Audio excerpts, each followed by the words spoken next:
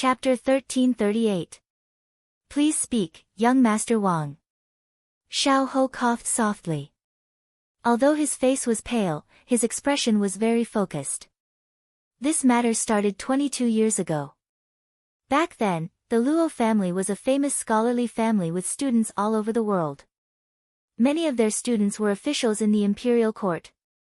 At that time, the Luo family's reputation was known by everyone in the Sichuan. Not only did the Luo family produce many literary scholars, they also produced a few generals. They participated in several large-scale battles and protected our Sichuan's territory. Their reputation soared, and everyone knew that the Luo family was not only good at literature, but also martial arts. His originally high-spirited tone suddenly turned into a lament. However, fortune and misfortune depend on each other. Because of this, the Luo family's reputation was too great. The emperor, who had just ascended the throne a few years ago, was wary. Because his foundation was not yet stable at that time, and because he had lost a lot of manpower and resources before ascending the throne, he was very appreciative of the Luo family on the surface, but secretly, he was very dissatisfied with the Luo family. Coincidentally, one year, the emperor was traveling incognito. He happened to meet Cici, who was your mother, who was separated from me while we were shopping for lanterns. At that time, your mother was a talented woman who was famous in the capital. Her temperament was otherworldly, and her looks were enough to topple cities. No matter if it was the son of a noble family or a commoner, it was impossible not to be attracted to her. Thus, the emperor fell in love with her at first sight. The following part of the story was that the emperor sent people to investigate the woman's identity. He did not expect that she was the legitimate daughter of the Luo family, the family he had always wanted to eradicate. Furthermore, the woman was already betrothed to someone else. The emperor missed the beauty, but because of her status and the engagement, he could not eat or drink. At that time, Fu Jianrong, who was still a small minister, was Consort Yu's father and the current right prime minister. When he found out about the emperor's thoughts, he came up with an idea. He casually fabricated a crime to pin on the Luo family. Not only could he eradicate the Luo family, but he could also win over the beauty. The emperor, who was in a high position, had long been used to getting whatever he wanted. This perfect solution made him very happy, and he immediately ordered him to carry it out secretly. Later, the Luo family was wronged, the Wang family was destroyed, and the Fu family succeeded in pushing the Luo family out. They filled many official positions and grew in power. Slowly, they gained the ability to contend with the Liang family. Wang Yu's words not only shocked everyone, but also Xiao Ho. His fingers trembled, his eyes were filled with disbelief. Wang Yu thought that it was the first time he knew about this and was frightened. His expression became gentler as he said softly, "Yes, it is because of them that I have never appeared in front of you and told you about this. The people do not fight with the heavens. The emperor is the heavens of this country. No matter how powerful you are, you can't win against him. I believe that your mother did not tell you the truth because she did not want you to be involved in this mess so that you can grow up safely." Except for Wang Yu, who was in the dark, everyone else looked at the person on the bed worriedly. If what Wang Yu said was true, then all these years, Lord had spent so much effort to plot against the Liang family and Xiao Su. Wasn't he taking revenge on the wrong person? Xiao Ho's eyes were cold, but if one looked carefully, they would be able to see the turmoil in his eyes. His voice was low and hoarse as he said, word by word, this prince found out that the Luo family and the Liang family had a dispute over the selection of the general to send out the troops. The children of the two families caused a dispute, and a young soldier of the Liang family was killed. So, the Liang family held a grudge and framed the Luo family. Therefore, the Liang family was the one who issued the decree to search the entire family. Even grandfather and the others were beheaded by Prime Minister Liang. Why does what you say contradict what this prince knows? Wang Yu was startled. He had not expected him to know so much about what had happened in the past.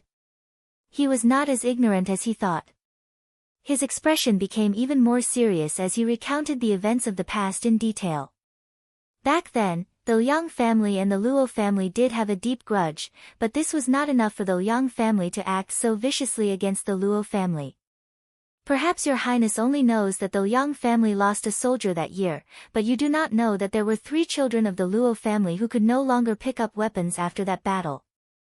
So, in order to prevent the matter from getting out of hand, the 2 families have privately reconciled. I heard this from your mother herself. Your highness may not believe my one-sided words, but I have a piece of evidence here that can prove who attacked the Wang family back then. As he spoke, Wang Yu took out a palm-sized box. Lin Jiangdong stepped forward to take it and presented it to Lord. The wooden box was opened, revealing what was inside. It was half a rusty iron arrow. At the tip of the arrow, there was an imprint. Although the imprint was a bit blurry due to the passage of time, it was still possible to recognize what was written on it. It was the word Yu. Lin Jiangdong picked up the iron arrow. As if he had thought of something, he hurriedly said, Your Highness, when His Majesty was still the Crown Prince, he had a team of elite hidden guards. The tip of their arrows had this imprint. The word, Yu, is one of His Majesty's names. That's right. Back then, it was these elite assassins who massacred the entire Wang family. When Wang Yu said this, his expression was bleak and sorrowful. Xiao Ho's gaze moved away from the iron arrow. He looked at Wang Yu and narrowed his eyes.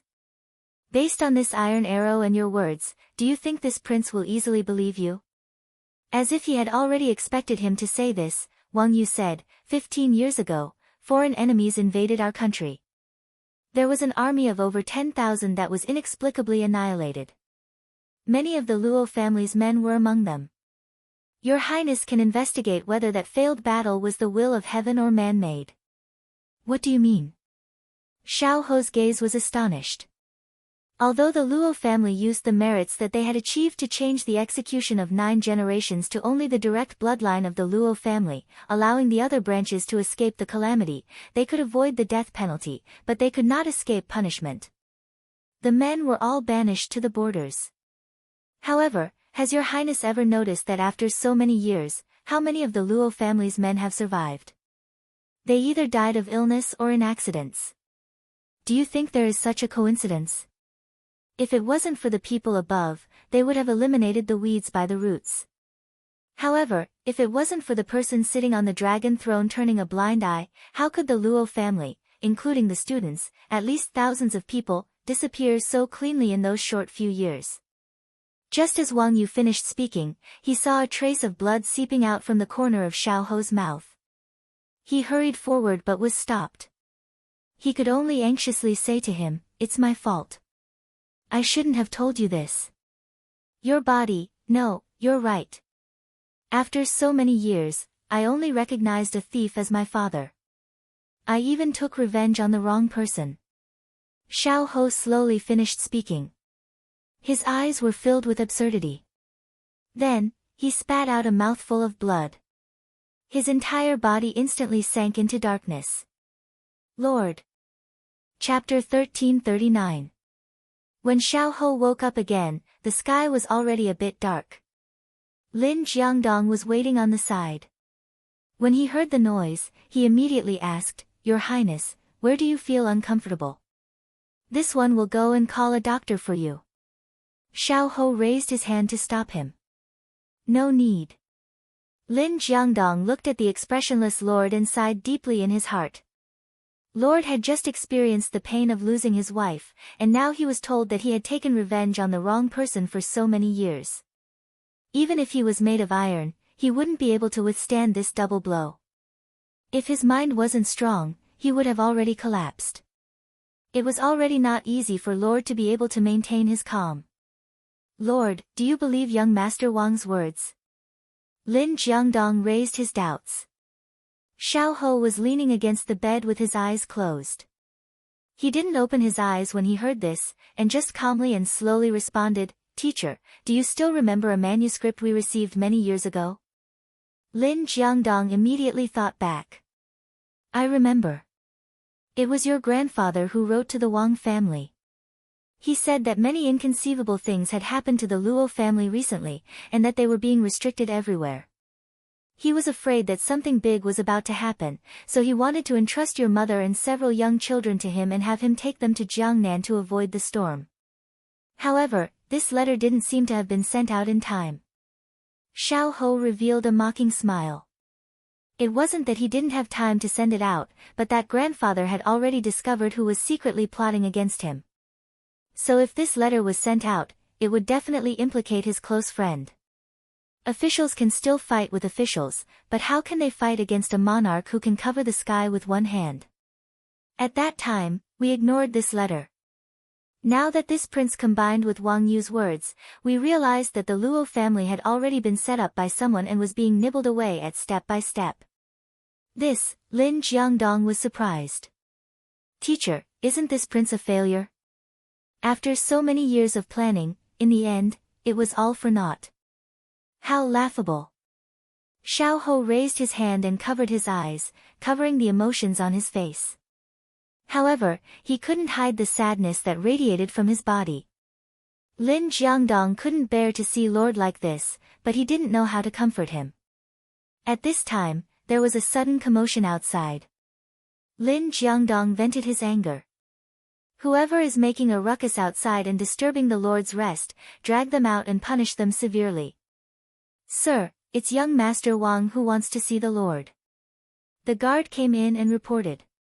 Lin Jiangdong was about to ask him to take the man away when he heard Lord say, "Let him in." Although he was worried about his health, Lin Jiangdong didn't dare to disobey his orders. He could only let someone bring Wang Yu in. Wang Yu was still dressed in coarse linen clothes. The anxiety and worry on his face dissipated a lot when he saw Xiao Ho. However, he did not dare to relax.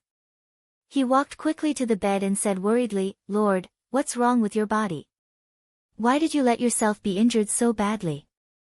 This doesn't seem to be something young Master Wang should be asking. Lin Jiangdong said coldly.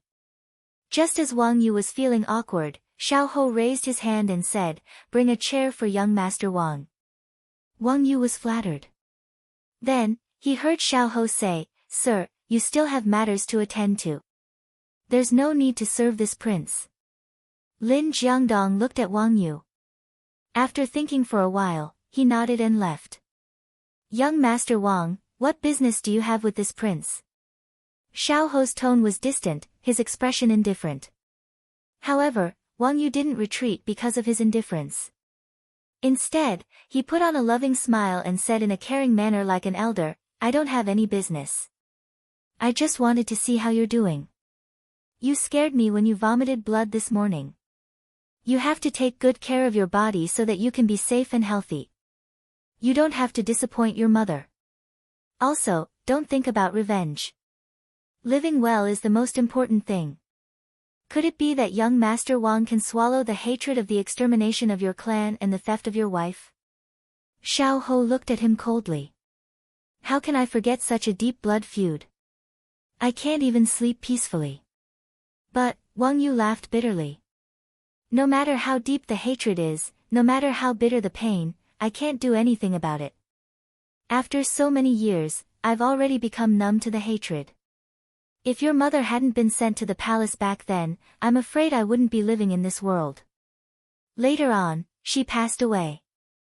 I also wanted to let her go, but before she died, she asked someone to leave me a message.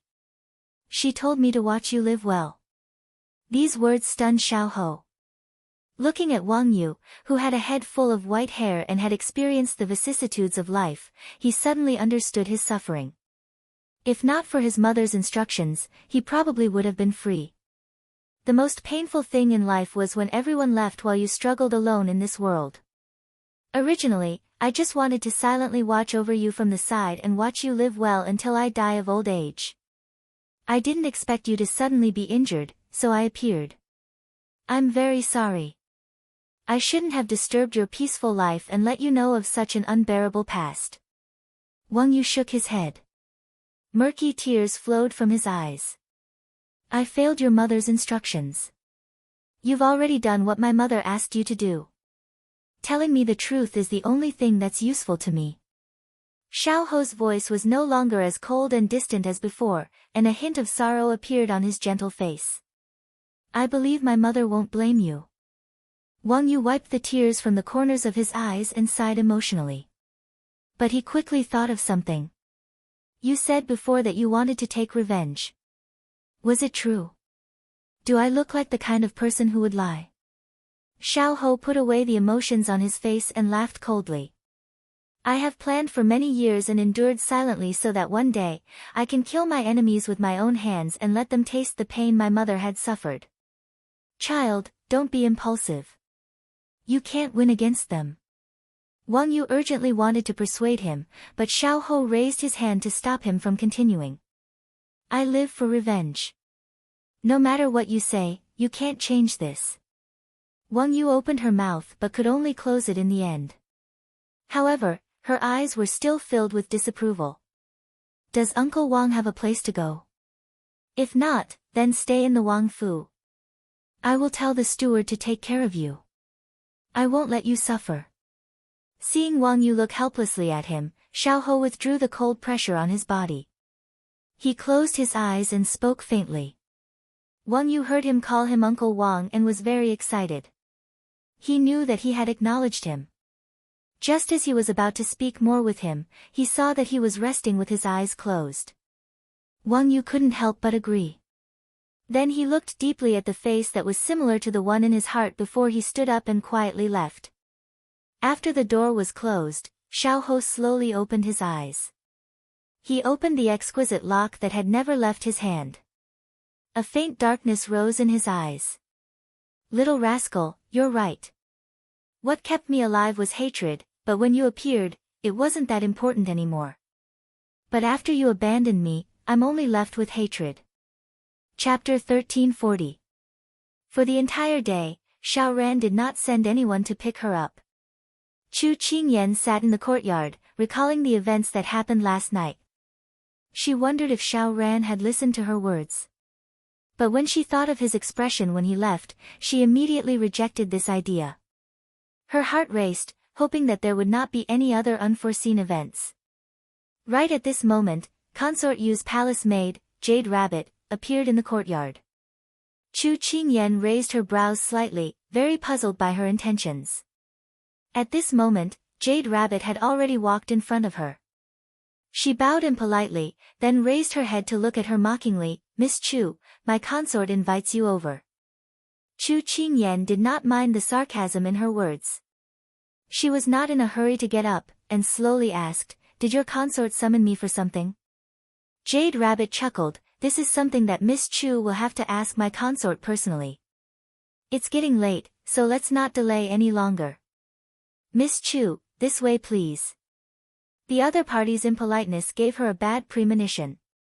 Because of her appearance, Xiao Ran had begun to cooperate with his treatment, and the people she interacted with were much more respectful towards her. Now that they were acting like this, it seemed that something had happened.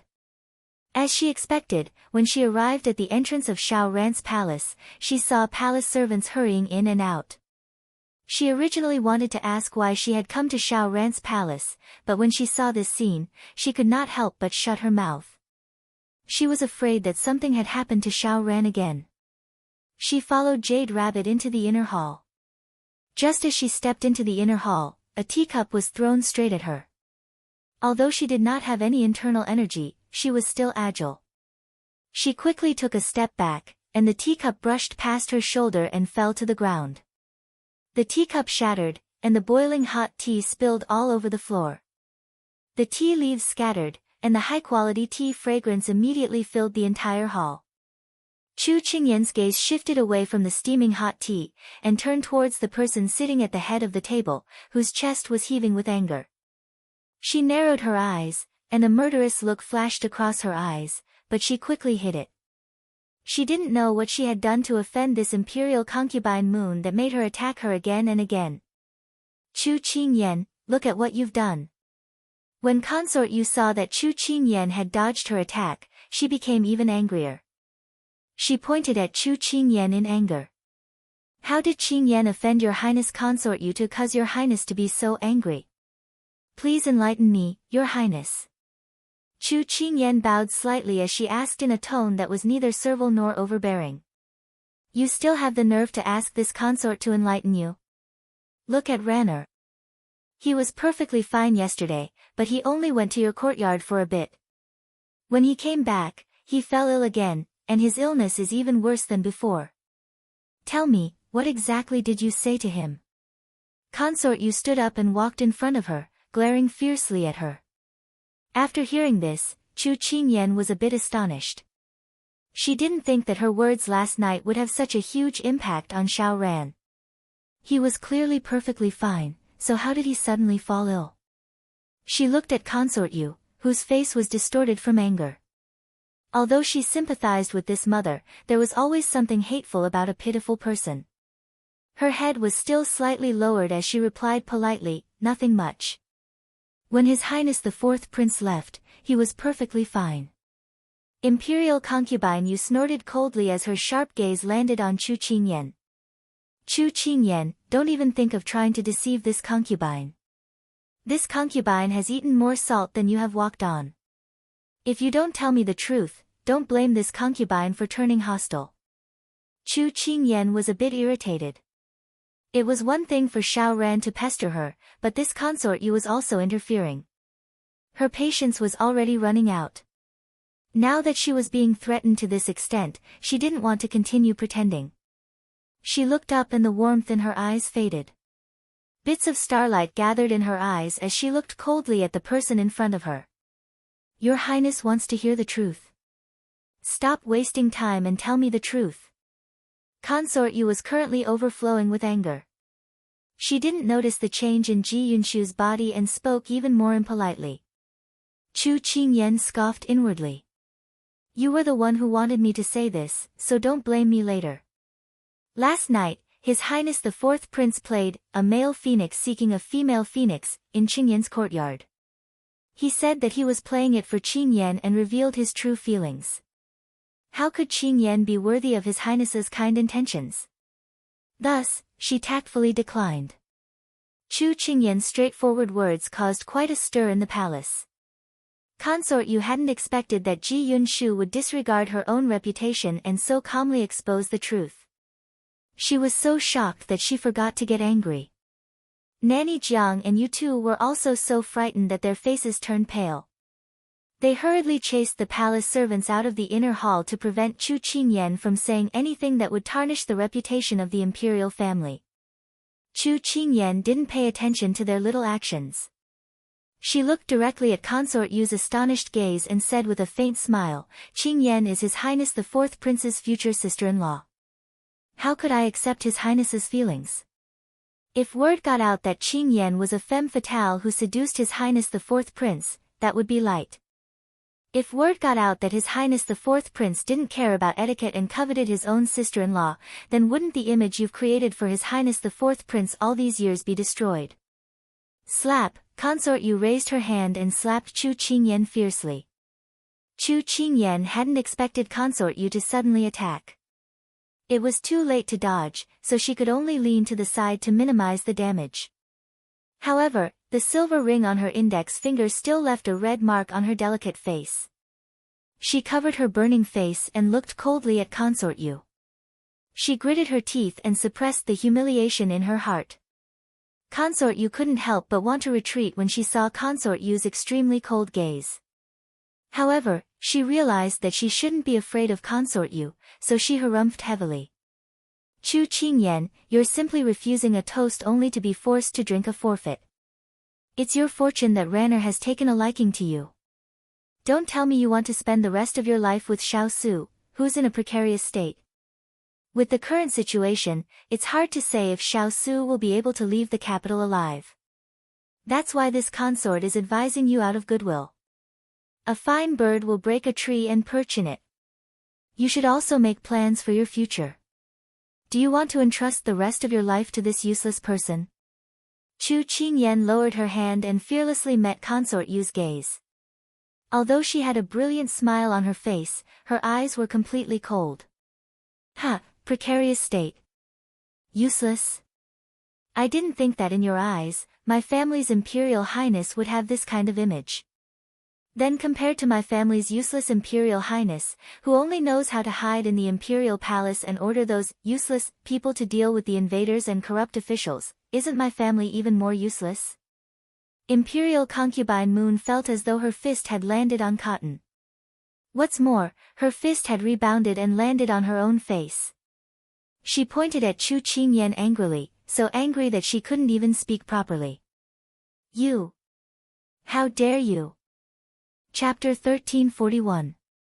Did I hit the nail on the head and cause your highness to fly into a rage out of humiliation? Chu Qingyan looked coldly at Consort Yu, whose face was contorted, and chuckled as she continued, the truth is always bloody, so it's no wonder that your highness can't accept it. Chu Qingyan, shut your mouth for this consort. What right do you have to point fingers at this consort?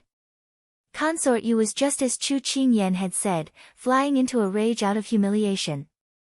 Sanctimonious or two-faced people rely entirely on that layer of skin as a fig leaf to conceal their inner darkness, so that they can deceive the world, and pretend to be virtuous and dignified, and enjoy the love and respect of the world. If someone were to tear off that fig leaf, they would be able to see the true ugliness of their human nature. Qingyan doesn't dare. Chu Qingyan shrugged. Although her words were respectful, her tone was very casual, causing one to grit their teeth in anger. Chu Qingyan, are you so fearless because you have Xiao Su as your backer? Let this concubine tell you, in the near future, there will no longer be a battle god or king in the West Loft. Imperial concubine Moon was like a viper as she glared at Chu Qingyan viciously. She looked at Chu Qingyan as if she was looking at a dying person. Chu Qingyan wasn't frightened by Consort Yu's appearance, but she was shocked by Consort Yu's words. When she noticed the red marks on her face, her expression changed slightly and she asked with a dark expression, "What did you say? What exactly are you trying to do? Imprisoning me in the Imperial Palace was also part of your plan, right?" Seeing Ji Yunshu's expression change, Imperial concubine Moon's mood improved greatly. She slowly said, "That's right. You're the weak spot that we used to pin down Xiao Su. This concubine isn't afraid to tell you now. Originally, our original goal was to have Xiao Su take the initiative to dissolve the engagement between the two of you. Unfortunately, he didn't seem willing, so we could only put you under house arrest in the palace to force him to act. However, don't worry, no matter what the outcome is, this consort is magnanimous and will allow you to stay by Renner's side." When Chu Qingyan heard Consort Yu's words, she was both terrified of their plan and disdainful of Consort Yu's self-righteousness. However, her emotions were still affected by Consort Yu's words. The fact that Consort Yu was able to say these words in front of her without fear proved that she had a strong backing. Consort Yu thought back to the day when the ice cube was summoned to the Imperial Palace and had a bad guess. Could it be that the person standing behind Consort Yu was the Sichuan Emperor? Consort Yu calmed down. That wasn't impossible. The Sichuan Emperor had always wanted to get rid of the ice cube as soon as possible, so how could he miss out on something like this? What? Are you scared? Actually, you don't have to worry. As long as you serve Renner well, this consort can let bygones be bygones. Consort Yu stroked the hair in front of her chest in a magnanimous manner. Chu Qingyan snapped out of her daze. In her eyes, the alluring Consort Yu was nothing more than an evil man-eating flower. She sneered, "Your Highness Consort Yu, don't be too self-righteous. Our Highness won't fall for your tricks. Moreover, even if this miss dies, I'll die with our Highness." The dignified imperial family actually resorted to such despicable acts to force a good girl into prostitution. How shameful. You! Consort Yu's expression changed and she glared at the person in front of her. "Alright, since you don't know what's good for you, then this consort won't be polite to you. Someone come, send Chu Qingyan to the imperial prison." As soon as she finished speaking, guards swiftly arrived in the hall. Chu Qingyan looked at the menacing guards before looking calmly at Consort Yu. "May I ask, Your Highness Consort Yu, what crime did Qingyan commit? Is the crime of infiltrating the military enough?" Consort Yu looked at her with a mocking smile. Chu Qingyan bit her lip, unable to refute. "Since you have nothing to say, then don't blame this consort for being merciless. Take her away. Consort, you ordered the guards. Without any explanation, the guards moved to grab Chu Qingyan. Chu Qingyan took a step back, her entire body emitting an aura that kept people away. She said coldly, I can walk on my own. There's no need to trouble yourself. After saying this, she walked past the guards and headed out of the palace. The guards had been stunned by the bloodthirsty aura she had just released. By the time they came back to their senses, she had already walked a few steps away, so they immediately followed after her. After Chu Qingyan left, Consort Yu restrained her expression and returned to her original calm and elegant self. She slowly spoke into the silent hall, you heard everything? Chu Qingyan is deeply in love with Xiao Su. If Xiao Su isn't eliminated, it's impossible for you to win the beauty back. After she finished speaking, a handsome and thin figure walked out from behind the curtain. It was the recuperating Xiao Ran. At this time, his face was pale, his eyes were lifeless, and his expression was muddle-headed. When his mother's gaze came over, his eyes slowly regained their luster. A touch of hostility slowly appeared on his previously gentle and harmless face. His jaw tightened as if he was restraining something. Before Qingyan came in, his lady mother had him hide behind the curtain, saying that she wanted him to see some things clearly. He originally didn't understand anything, but when he felt Qingyan's trust and intimacy towards his eldest brother and heard her say that she would rather die than stay by his side, his heart was once again pierced by thousands of arrows just like last night. No, it should be more painful than thousands of arrows piercing his heart. In the end, he was already numb to it. It turned out that in Qingyan's eyes, his eldest brother was the clouds in the sky, and he was the mud on the ground. It really made one's heart turn cold. However, this made him understand even more clearly that he, Xiao Ran, had to have Chu Qingyan. Anyone who stood in their way would be eliminated by him. Then what should I do next? The gentle and clear voice was no longer there. It was low and hoarse with a hint of coldness. You've already made your preparations? I have already thought it through. Even if you have to face Xiao Su, you won't waver? Consort Yu asked again with certainty. Xiao Ran was stunned. He remembered those gentle and kind eyes, remembered the sword moves that were dancing in the falling leaves, remembered how he had protected her time and time again. His eyes were filled with struggle. He owed his eldest brother a great debt of gratitude. Was he really ready to stand on the opposite side of him? Qingyan, am I not as good as eldest brother? Not at all. Xiao Ran, you are a flower that grew up in a greenhouse, while he is a tree that is exposed to the wind and sun. It is indeed unfair to say that. Suddenly, the struggle in Xiao Ran's eyes disappeared. He slowly clenched his fists, his veins popping and his fingertips turning white. However, he was completely unaware. He slowly said, I must let Qingyan know that I am not any worse than imperial older brother. Seeing her son firmly say each word, a satisfied smile finally appeared on Consort Yu's face. Good, with your words, Mu Fei can be at ease.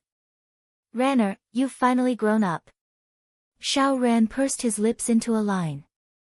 His expression was firm and his eyes were as hot as fire. When Consort Yu saw this, she nodded. Her plan to make Ranner completely abandon his brotherly feelings towards Xiao Su had not been in vain.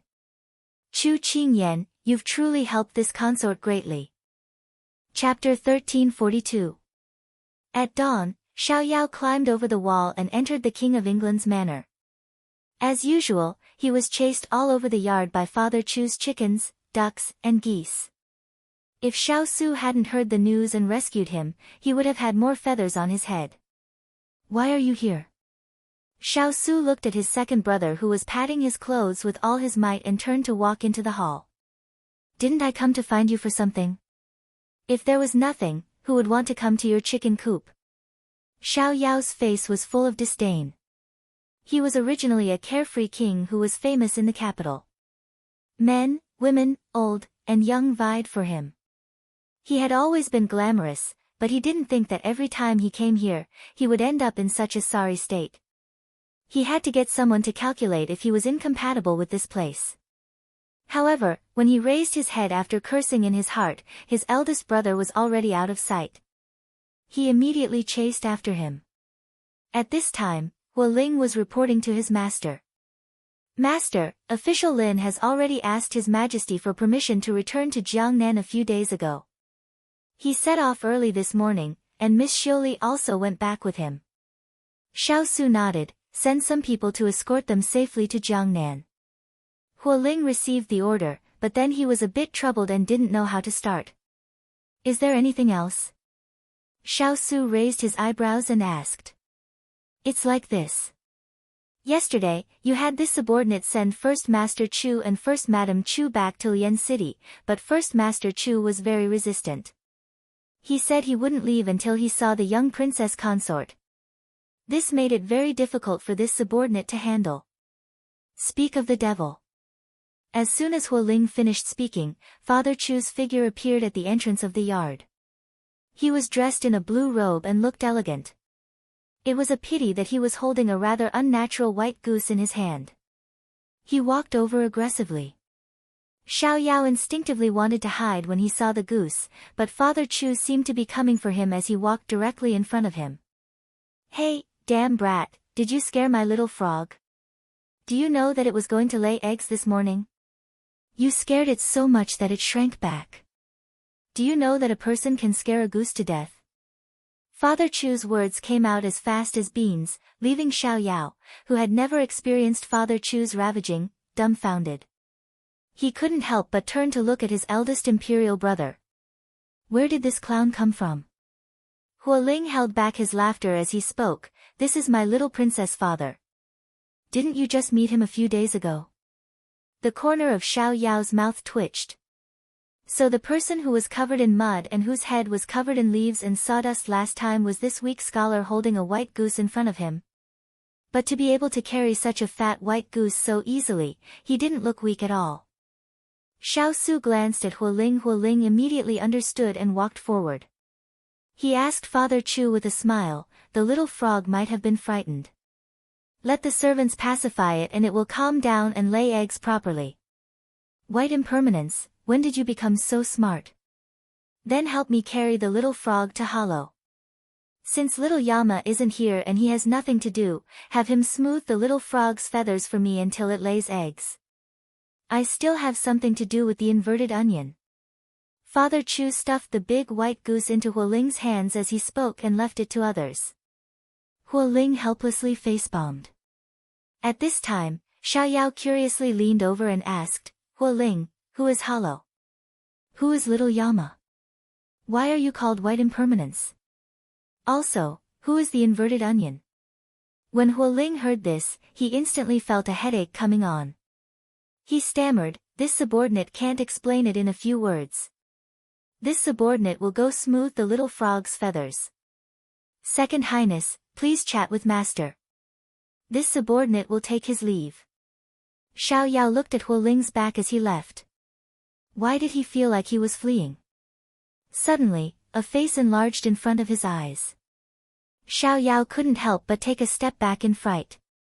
When he saw that the person standing in front of him was the first old Master Chu they were talking about, he couldn't help but gulp. To be able to name a white goose little frog, it was quite strange. However, looking at his eldest brother's expression, he seemed to indulge this person. As expected of his princess father, he loved the house and its crow. At this time, Father Chu had already changed his target. He stood in front of his son-in-law and harumphed, inverted onion, Father, I'm not leaving. Don't let white impermanence come over again. Father wants to wait here for Kai Kai to come back. It's very dangerous here. Xiao Su said in a low voice.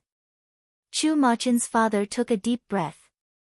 Just when Xiao Yao thought that he was going to lose his temper, he pursed his lips and burst into tears. Son-in-law, do you not want your father anymore? Are you going to chase your father away? Father is so pitiful. Little cabbage, yellow in the fields.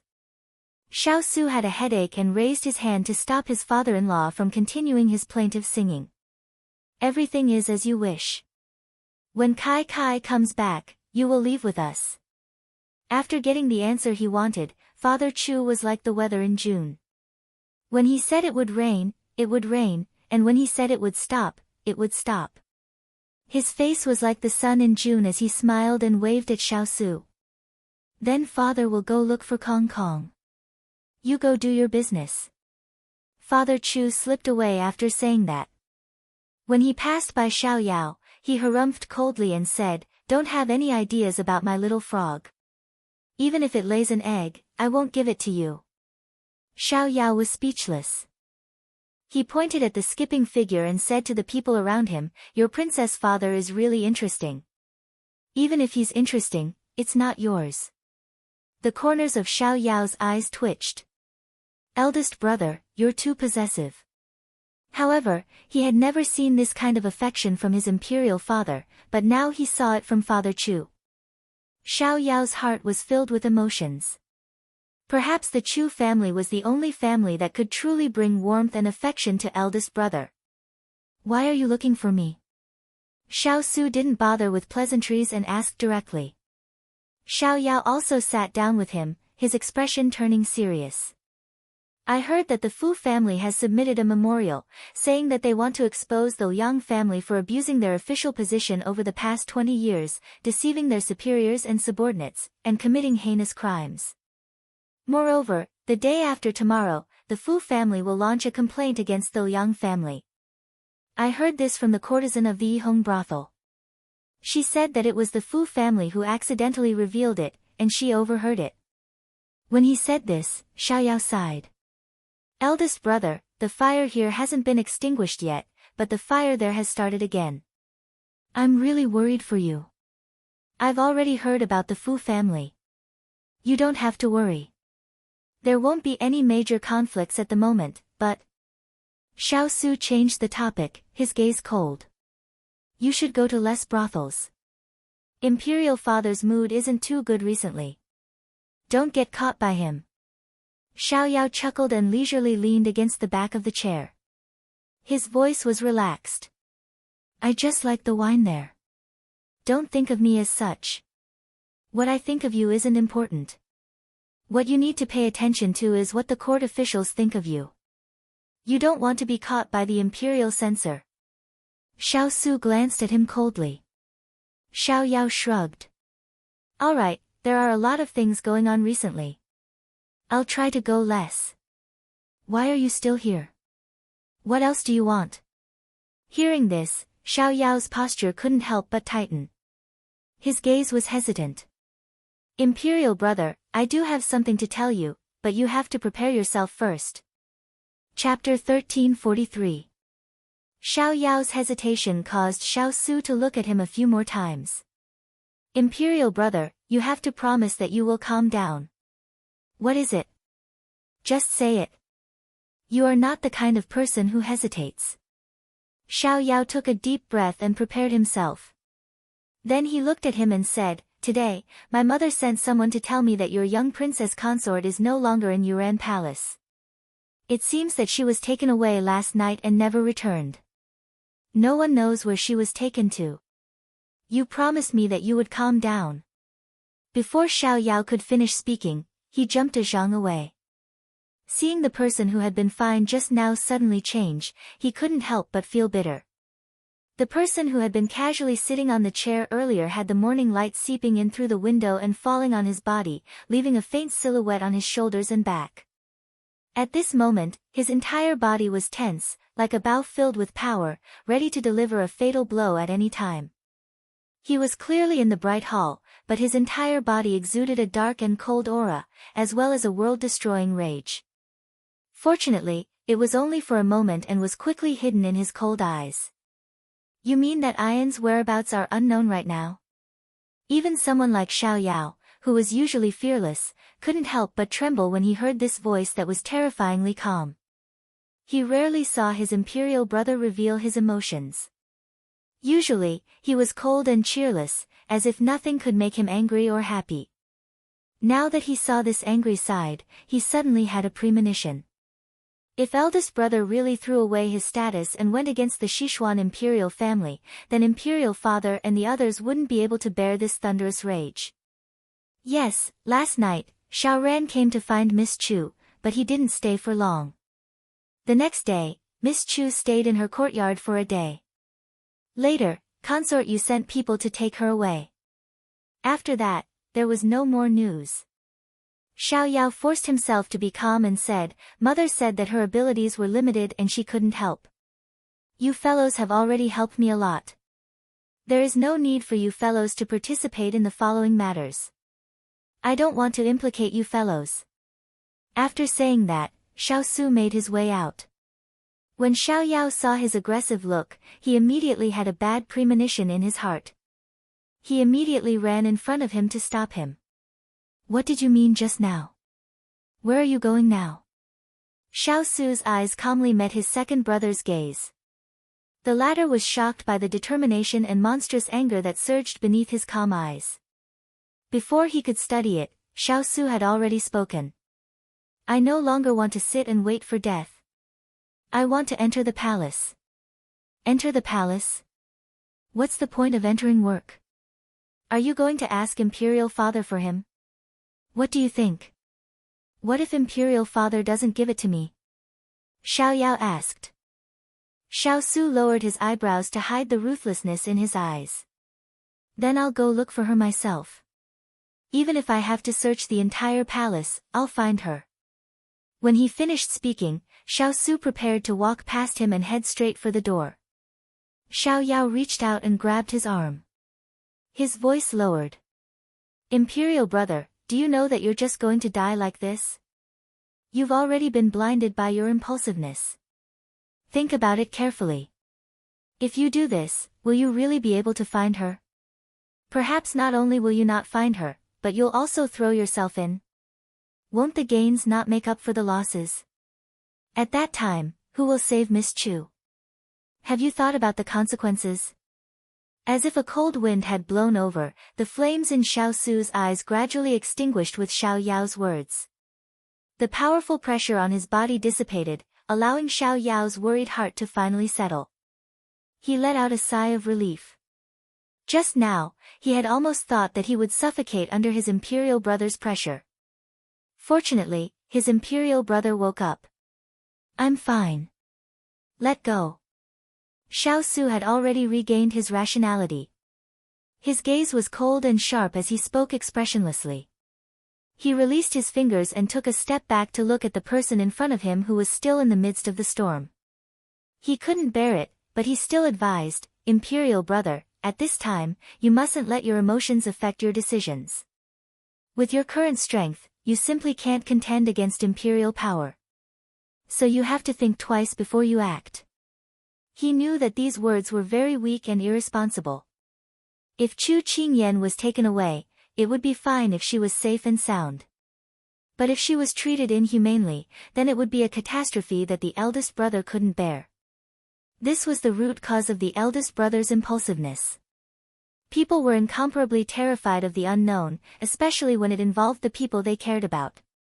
Whether you were the brave god of war or the high and mighty lord, it was difficult to escape. "I know." Xiao Su returned to his seat. At the same time, he had already summoned Turan. "Master, you were looking for this subordinate?" Turan asked respectfully as soon as he entered. Xiao Su told him about the little fellow's disappearance in the imperial palace. Then he ordered, "Send out all the hidden guards to keep a close eye on the people from the Moon Palace sect and the Fu family. Pay attention to the people who are in contact with Consort Yu. It doesn't matter if you rob her openly or secretly. Bring her back to this prince and pry open their mouths." No one would have thought that these words, which sounded like the words of a bandit leader, would come out of the mouth of his righteous and brilliant eldest brother. It was simply too exciting and made one's blood boil. Xiao Yao blinked. It was as if this was the first day that he had met him. He stared at him without blinking, afraid that he would fly away from his eyes and never see him again. However, Xiao Yao didn't expect that this hot-blooded Xiao Su would be like this every time they met in the future. How could a person who had fought and shed blood on the battlefield be a weakling? In the past, he had put away all his hostility because he had left the battlefield of fighting and killing. There was no need to shout and shout like this anymore. The people in the capital also didn't want to see an unruly eagle swaying under their eyes. The person on the dragon throne also didn't want him to shine too brightly. However, because he had put away his claws, those people all thought that he had become a docile little lamb after staying in his fief for a few years. It was simply too laughable. Go and call in the Huoling and water spirit. This prince still has things to tell them, Xiao Su said indifferently. Then he sent Turin away. Turin knew that time was tight and didn't dare delay any longer. After nodding, he strode out of the door. Xiao Yao felt that his mission was complete. He originally wanted to say a few words to his brother to comfort him, but seeing that he didn't want to talk too much with others, he tactfully rubbed his nose. He thought that if he stayed any longer, he was afraid that others would find out and make his father suspect that he and his brother were in cahoots. Thus, after bidding farewell to him, he immediately left with Turin. Xiao Su looked at the back of his unruly brother as he left and sighed softly. In the imperial family, only those who understood and pretended to be muddle-headed could live long. He hoped that his second brother could still peacefully live his muddle-headed days. Chapter 1344. Turin walked very fast. Xiao Yao, who wanted to talk to him, quickened his pace to catch up with him. Turin, who was instructed by his master, walked for a while before he realized that someone was following him. He thought that Prince Xiao Yao probably had something to say, so he stopped and turned around to wait for Xiao Yao for a while. Xiao Yao waved his fan and caught up with him. There was no sweat on his face, but he pretended to be out of breath. You are indeed the best assassin under my eldest brother. You walk without a sound, and your speed is so fast that it's like flying. This prince is sweating profusely. I really admire you. Turin looked at his relaxed steps and refreshed appearance. He couldn't help but twitch his eyes. The second prince's ability to lie through his teeth was getting better and better. I wonder why your highness is looking for me. Xiao Yao secretly shook his head in his heart. Eldest imperial brother had many capable people under his command, but each of them had inherited his temper. If there was something to say, they would say it without any hesitation. More importantly, they were not polite at all. It was a waste of the sweat he had just squeezed out. But knowing that he had something important to do, Xiao Yao didn't dare to delay him. So he walked in front of him and looked around. Turin saw him like this and said lightly, Your Highness can rest assured. There are secret guards here. No one will eavesdrop. These words made Xiao Yao feel relieved. He didn't hide anything and said directly, My identity is special. I can't always be in front of your master. He is so anxious because of your princess being detained that he is going crazy. I hope that you, who have been by his side for many years, can watch him carefully and don't let him do anything stupid. Otherwise, the whole King of England's mansion, the fierce cavalry under his protection, and his princesses old and young, I'm afraid that he won't be able to protect them. Xiao Yao said. He had always been casual and mischievous, but at this time, he showed deep worry and sorrow. I really don't want anything to happen to him. You should persuade him to think twice before acting. Remember to be impulsive. Turin knew that the prince in front of him really cared about his master, and his cold eyes softened a little. Your Highness, I know that you are worried about my master, but there is one thing that I must clarify with you. Please speak. Xiao Yao looked at him seriously. Turin smiled, revealing a bloodthirsty look on his usually stern face. Your Highness, you're wrong. If my master really does something impulsive, the one who should be afraid is the one in the high position. Xiao Yao was surprised. What do you mean? Turin sneered. You may not know, but our little princess has a troop of elite soldiers. If my master really wants to abandon the thousands of people in Sichuan, as long as he summons them, the imperial palace will be trampled into powder even if it is impregnable. These words shocked Xiao Yao. If these words were said by someone else, he wouldn't believe it. But when he saw Turin's confident and proud expression, he couldn't help but think of the rumors he heard when he was fighting against Nan Sung. Could it be that what I heard before, that there is a herd of wild beasts helping Imperial brother on the battlefield is true? That herd of wild beasts is led by your princess. Seeing the second prince so shocked, Turin stopped smiling. As long as little troublemaker and glutinous rice ball set out, trampling the imperial palace would only be a matter of minutes. But the reason why his master didn't use them was that he didn't want to destroy the Sichuan's thousands of years of foundation. If the most important place of the Sichuan was destroyed because of a momentary hatred, then not only would the Sichuan fall into chaos, but the various countries that coveted the Sichuan for a long time would also send troops to take a share of the profits. The Sichuan would be finished. Therefore, his master didn't want to push the Sichuan into eternal damnation because of personal hatred. This way, even if they were no longer under the control of the Sichuan emperor, when the troops of other countries came, the people wouldn't have a place to live. After all, when the nest was overturned, no egg would be left intact. Turin didn't answer Xiao Yao's words. Some words didn't need to be said clearly. The second prince was a smart person, he would understand. Therefore, Turin bowed to him and quickly left. He still had things to do, so he couldn't waste time here. Xiao Yao looked at Turin's back as he left. The hand that was holding the fan slowly lowered. He smiled bitterly. At this time, his throat was dry. He sighed in his heart. Imperial father, oh Imperial father, you should be glad that you have a son who cares about the country.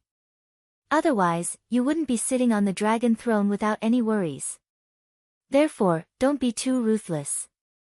If the eagle really rushes out of the cage and spreads its wings, I'm afraid your country will be finished. Xiao Yao turned around to look at the courtyard, shook his head, and slowly walked away with light steps. Xiao Ho, can I tell you a secret? My name isn't Pang Zhijing. I'm not the original Southern Blue Princess. I came from a distant era. I never understood why the heavens let me appear here, but now I know. The familiar courtyard, the familiar furnishings, and a familiar figure standing under a tree. She was surrounded by smoke, as if she was standing in the 9 heavens. Her appearance was still so demure and beautiful, and her mischievous expression was just as before. He saw her slowly walking towards him. She didn't jump and jump like before, and her smile was more beautiful than a flower. Xiao Ho, I traveled through 1,000 years, and after the reincarnation of time, I came here only for you. Therefore, I'm different from those who hurt you. You have to believe that in this world, there are still people who care about you. I know, I always knew, so you can't leave me. He used all his strength to reach for her hand, but the moment he raised his hand, the scene in front of him disappeared as if his finger touched the surface of water. No, Xiao Ho woke up from his dream, sweating profusely. The wounds on his body seemed to have been torn open, and there was a dull pain. When he saw the scene around him, he held his forehead and smiled very softly. Bitterness overflowed, and the pain in his heart was indescribable. Not far away, Wang Pe saw this scene and wanted to rush over to take care of him, but she was stopped by Wang Pe. Wang Pe shook his head at her. Some wounds come from the heart. You have to let him sleep alone, otherwise sooner or later he will get sick. At this time, you don't have to add to the trouble. Wang Pe knew that her husband was right, but her heart was still tightly clenched. Today, His Highness dragged his injuries over, and only said that he wanted to sit under the grape tree and didn't need to pay attention to him. Then, he sat there for half a day. How could she not be worried with such a dazed appearance? At this time, Lin Jiangdong, who wasn't stopped by Wang Pe in time, quickly walked to his lord and said in an urgent tone, "Lord, something happened in the King of England's residence." These days, their thoughts were all on the safety of their lord, and they didn't have the leisure to care about what happened outside. Today, when he left the residence, Lord also let him out to walk around. Only then did he know that something happened to the King of England. Chapter 1345. Xiao Ho's expression was tired.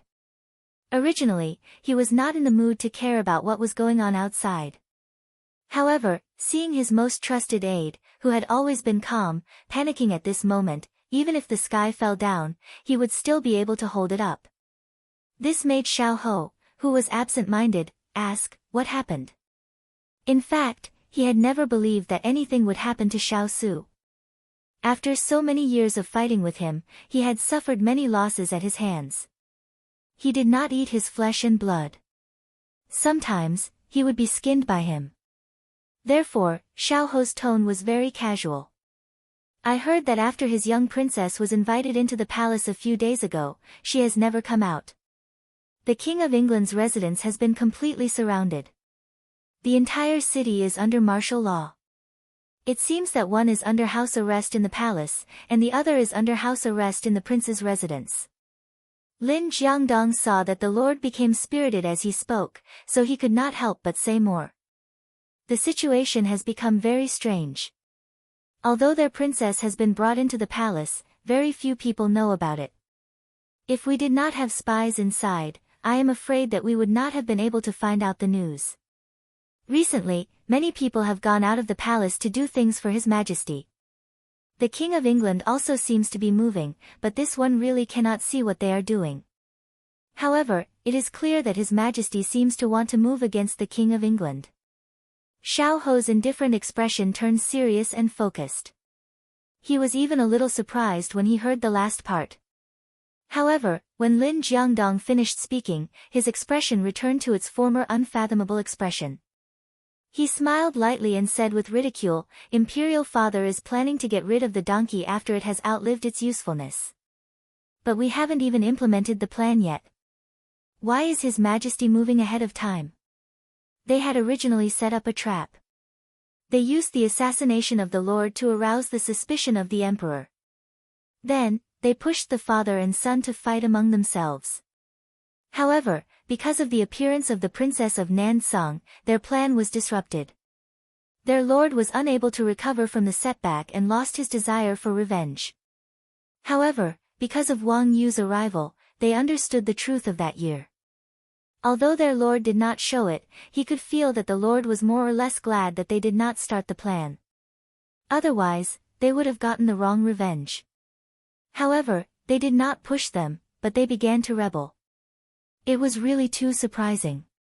Imperial Father probably can't wait anymore. He couldn't wait to get rid of the prince who had a higher reputation among the people than himself, who had made more contributions than him, and whom he didn't truly want to hand over the country to.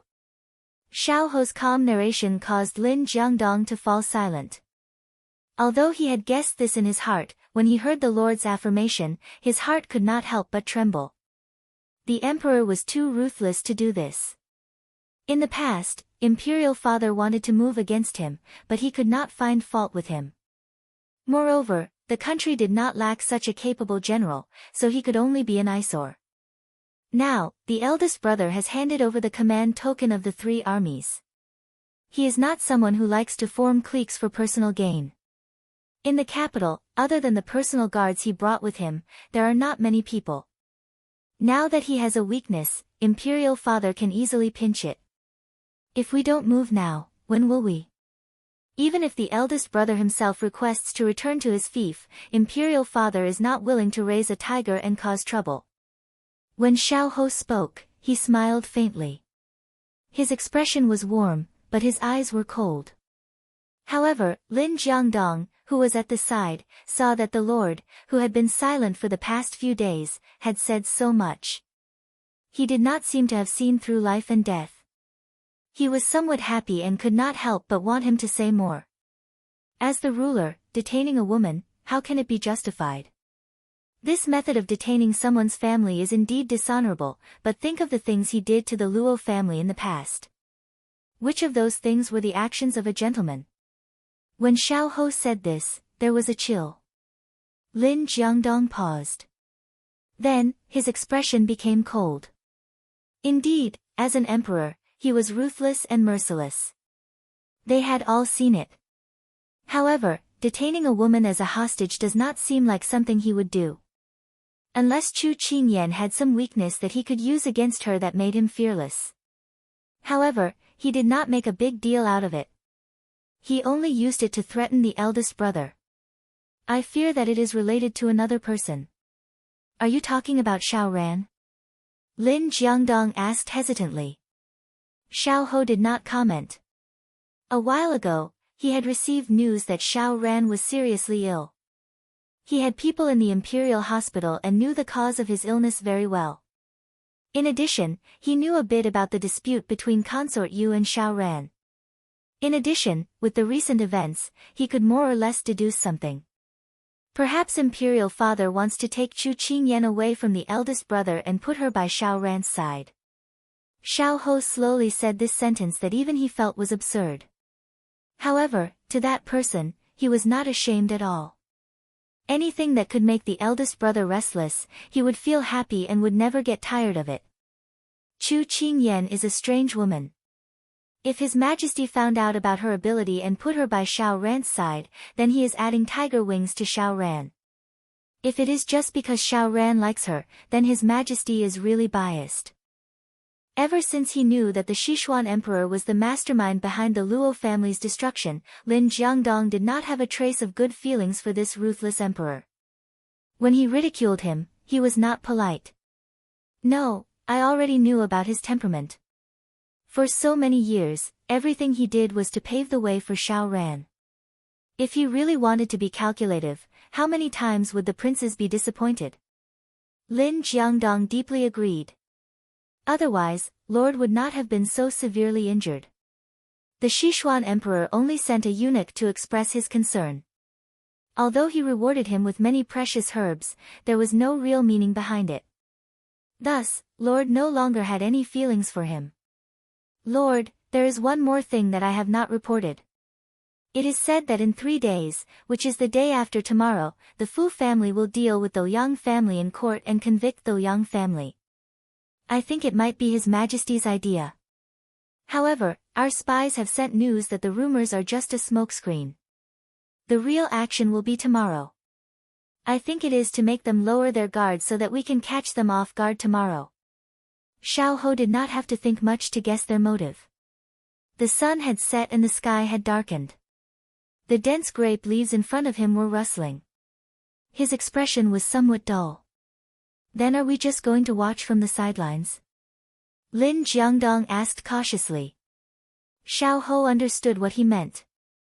Because the truth had been revealed, the plan that had been laid down for so many years was useless. Everyone did not make a move. After all, the target of revenge had changed and they could only start all over again. However, because he was seriously injured, his teacher did not dare to disturb him. He had not asked him to discuss what to do next.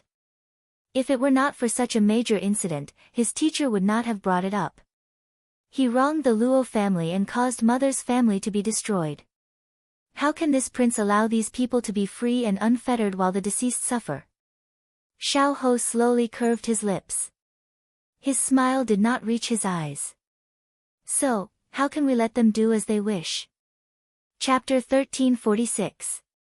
So, Lord, you're planning to help the King of England?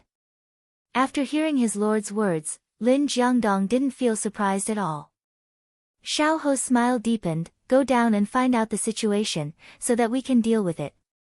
Looking at the lord's sinister smile, Lin Jiangdong felt that the lord of the past had returned, but it seemed that something was missing, and something else was added. Lin Jiangdong looked up at the grape trellis in the courtyard, and he had an answer in his heart. Perhaps it was for the sake of the princess who had passed away. This one will take his leave. After Lin Jiangdong retreated, Xiao Ho put away his expression, and looked at the vines that covered the trellis in front of him. The green leaves were lush, and it seemed that in 1 or 2 months, the fruit would be ready. He had promised that little rascal, when the fruit ripened, he would bring her here. Thinking of that time, she stood under the trellis, drooling at the large leaves, and her eyes were shining with greed. His eyes were as deep as a pool of water, hiding endless pain. He suddenly regretted it. For Xiao Ho, he thought that there would be no accidents in his life. For example, everything would be carried out according to his plan. For example, he would finally get his revenge and get the position that others yearned for. For example, he would live a peaceful life like this. However, he found that there was an accident in his life, and this accident was too unexpected. She came in a hurry, but left quietly. His heart felt empty all of a sudden. If he knew that the Prime Minister's son was sent by Nan Sung, if he didn't think that he was infallible and underestimated the enemy, would there be no fatal blow on the cliff? If he put more effort into her, would there be no separation? If he realized his feelings earlier, and cared for her a little more, would there be no result? If time could turn back, and she said it again, he would promise her, and let go of the hatred. However, there was no medicine for regret in this world. He closed his eyes and smiled bitterly. The people that Xiao Su sent out quickly received the news. Turan, Fire Spirit, Water Spirit, and the others stood in a row, their faces incomparably solemn. They all looked at their master in front of them, afraid that what they were going to say next would make him go crazy. What are you all staring at this prince for? What did you find out? This prince can take it. Xiao Su glanced at the people under his eyes and said coldly. This matter was found out by Tu Ling. He gritted his teeth and said, Master, your method is very effective. This subordinate has kidnapped a few people and used some tricks. As expected, I managed to get information from their mouths. He paused and instantly received a cold air from his master. He immediately said, Young Wang Fei is not in the imperial palace right now. She is locked up in the imperial prison. The people in the palace gave orders to the people inside so no one knows that young Wang Fei is inside. After that, everyone present lowered their heads and didn't dare to raise their heads because they knew their master well. They were afraid that their master would fly into a rage. As expected, the temperature in the room instantly dropped to the cold winter of the 12th lunar month. A voice so cold that it seemed to be covered in ice shards came from above. Good, very good. Following these words, there was a hong sound. The table made from 100-year-old tree cracked and shattered on the ground. No one dared to make a sound. Xiao Su took back his hand and clenched his fists. Under the mask, his face was terrifyingly dark. If she was placed in the imperial palace, at least they would not lack her food and clothing. But what kind of place was the prison? Not to mention how dirty and messy it was, the people locked up were either evil people or people who committed heinous crimes. Even if they were not about to be executed, they were not far from death. In that kind of place, how good could the environment be? How could he bear for his little fellow to suffer in there? That was the person he loved the most. Turan, Water Spirit, Fire Spirit, does this prince look like he is easy to bully? This sudden question caused the three valiant fierce mounts to be dumbfounded. The valiant fierce cavalry that their master raised could fight 100 enemies. Each one of them killed without spilling blood. Their master led 30,000 soldiers to kill 100,000 enemies like they were harvesting grass. Their master did not show any mercy when dealing with corrupt officials in the north. Once they were investigated, their families would be exterminated and their blood would flow like a river. Could their master be someone easy to bully? The three of them narrowed their eyes. How was that possible? It seems like in these 5 years, they think that this prince has lost his courage. They think that this prince is a tiger that has been imprisoned, with all of its teeth pulled out. Ha! That pair of black eyes were blood red, bloodthirsty and crazed. This was the first time they heard their master laugh so creepily. The three of them immediately understood that their master was going to fight back. It was as if they had been injected with chicken blood, their eyes shining brightly. Master, please give your orders. We will be on standby. The three of them were valiant and high-spirited. It was as if they were not going to do something against the heavens, but to lead troops into battle. But this time, it was almost the same as fighting a war. The only difference was that the opponents were their own people. Water Spirit, go and figure out the structure of the prison. Yes. Turan, prepare to raid the prison tomorrow night. Yes. Huoling, arrange for the family to be moved. Yes. These were people that had been by his side for 10 to 20 years. He did not need to say anything, they all knew how to carry it out. Little fellow, just hold on for one more day. Big Ice Cube will come and save you.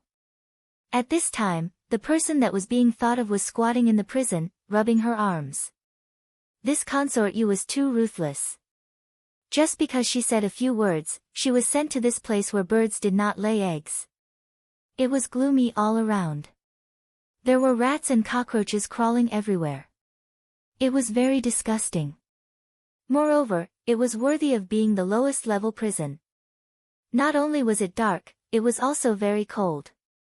At this time, her internal strength was suppressed and she could not even circulate her chi to warm up. But this was not the most annoying thing. The palace servant standing not far away was the most annoying thing. Miss Chu, have you thought it through? As long as you are willing to admit your mistake to Consort Yu and agree to her request, you can immediately leave this place. How about it? This person was Consort Yu's trusted aide. Right now, she was trying her best to persuade her to surrender. She had not stopped for 2 days. As expected of someone from the palace, her temper was really good. Moreover, she kept telling her about the benefits of being by Xiao Ran's side. It was simply too annoying. It seemed like Consort Yu wanted her to suffer here. She wanted to know how powerful Consort Yu was. She wanted to kill her spirit, punish her, and then make her beg for mercy. Did she really think that she was one of those delicate young misses? She, Chu Qingyan, had suffered all kinds of hardships. This could not compare to the hardships she suffered when she was thrown into the Fuli mountain range by Xiao Lai. She stretched lazily and then grabbed the straw to lie down. She leisurely said, "Did eunuch say you're tired? If you're tired, then rest. Your throat is not good to begin with. Don't tire yourself out. This prison is a little dark, but you can still see the scenery. If eunuch is tired, you can walk around and look at those torture devices. The design is quite interesting, but it's a little ugly." The eunuch was interrupted in the middle of speaking. He was stunned. Then, he looked at the person who really treated this as a sightseeing tour. The corner of his mouth twitched again. This was the 38th time today that the corner of his mouth twitched. Chapter 1347.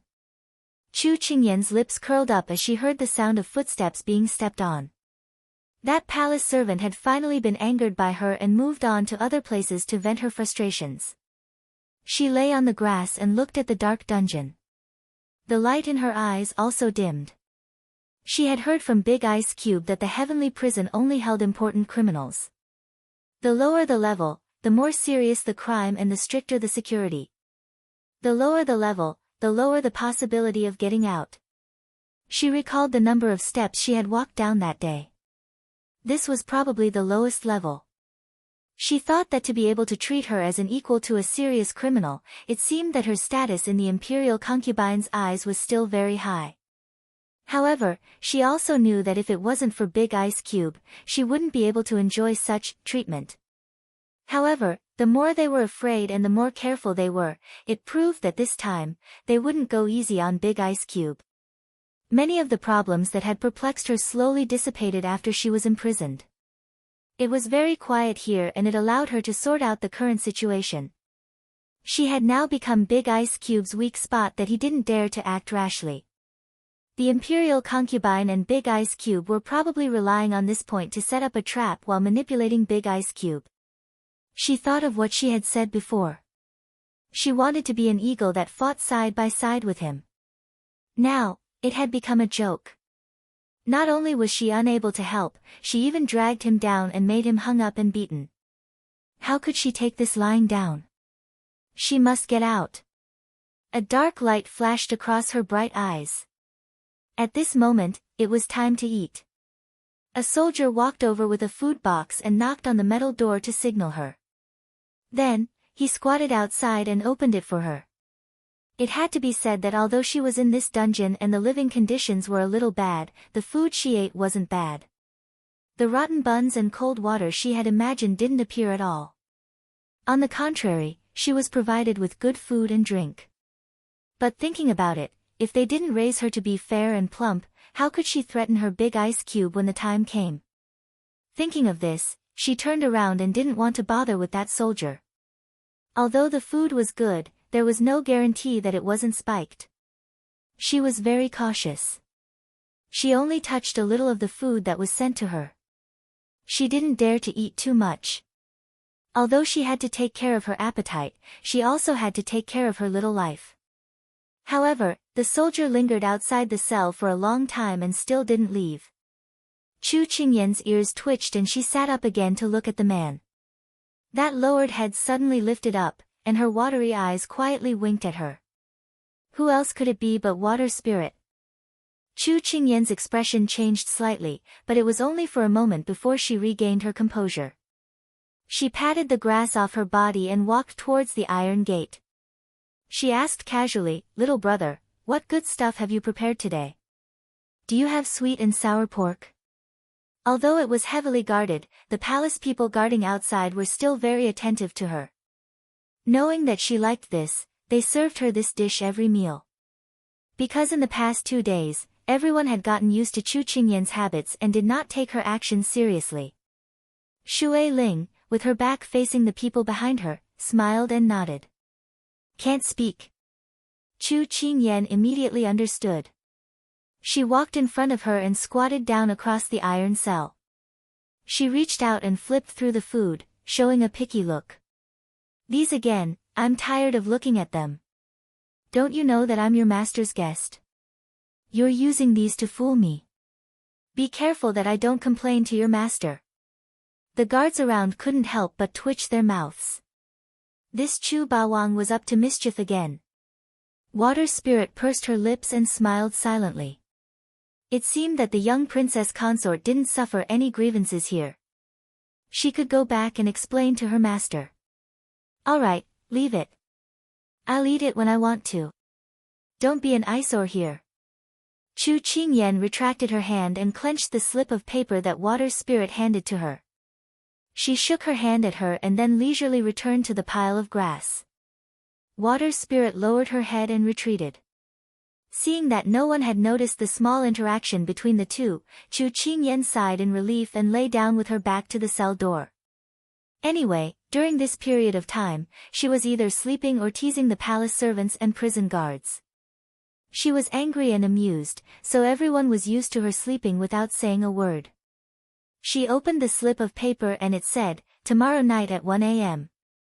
She already understood the simple 4 words. She bent her eyes and crushed the slip of paper. Then she got up again and brought the food over, eating it little by little. Since she was going to run, she had to eat more to have strength. Moreover, she had to sleep well to recover her energy. So when the palace servant came back from his sulk, he saw a figure sleeping with her back to him. His mouth twitched. "What time is it now?" Reporting to eunuch, "It's 1 p.m. It's 1 p.m. The sun hadn't set yet. He hadn't finished his lobbying work for today. But he didn't dare to wake her up. This was the person in His Highness the 4th Prince's heart. His Highness the 4th Prince had said that he couldn't let her suffer any grievances. It seemed that he could only bear this grievance himself. Everyone saw the eunuch's mouth twitch for the 40th time today. It was 2 more times than yesterday. Although this dungeon was very boring and dark, every time they saw Miss Chu make the eunuch so angry that he scratched the wall, it was also a joy in the boredom. Inside the imperial study. In front of the Sichuan emperor stood the right prime minister, Fu Jianrong, as well as several important ministers of the 4th Prince's faction. The Minister of Rights, Jing Jin, the Minister of Appointments, Shui Danqing, and the Minister of War, Meng Xian. For so many years, the left prime minister relied on his high position and power to deceive his superiors and subordinates. He used his position to rope in many young ministers and placed his own people in various important positions. He wantonly amassed wealth, causing many ambitious people to have no chance of entering the imperial court. It's simply a loss to the country. Jing Jin said bitterly.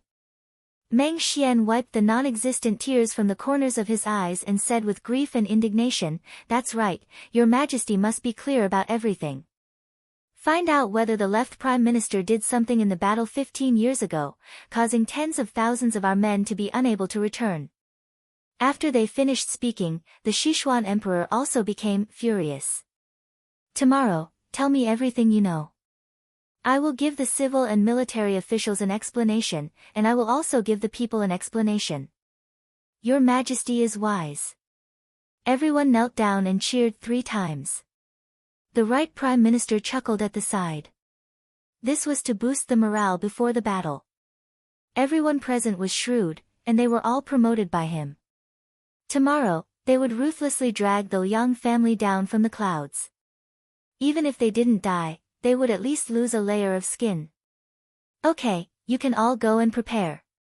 The Sichuan Emperor waved his hand, and everyone left. When only the Sichuan Emperor and eunuch Chao were left in the study, the Sichuan Emperor revealed a faint smile. Chao Ji, I have waited for this day for more than 20 years. Finally, I can uproot the Liang family. This thorn in my heart is finally going to be gone. Eunuch Chao bowed and hurriedly said, Congratulations, Your Majesty.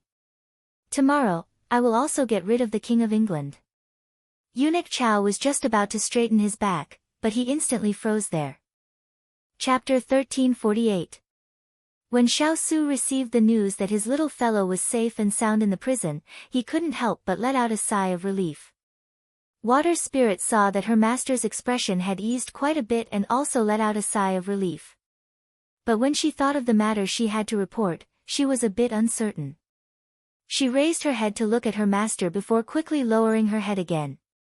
She stammered, Master, there is something else that might make you angry, but you have to control yourself. The study had been very relaxed just now, but when Water Spirit finished speaking, Wu Ling and the others couldn't help but hold their breaths. There wouldn't be any trouble, right? Xiao Su said indifferently, Speak.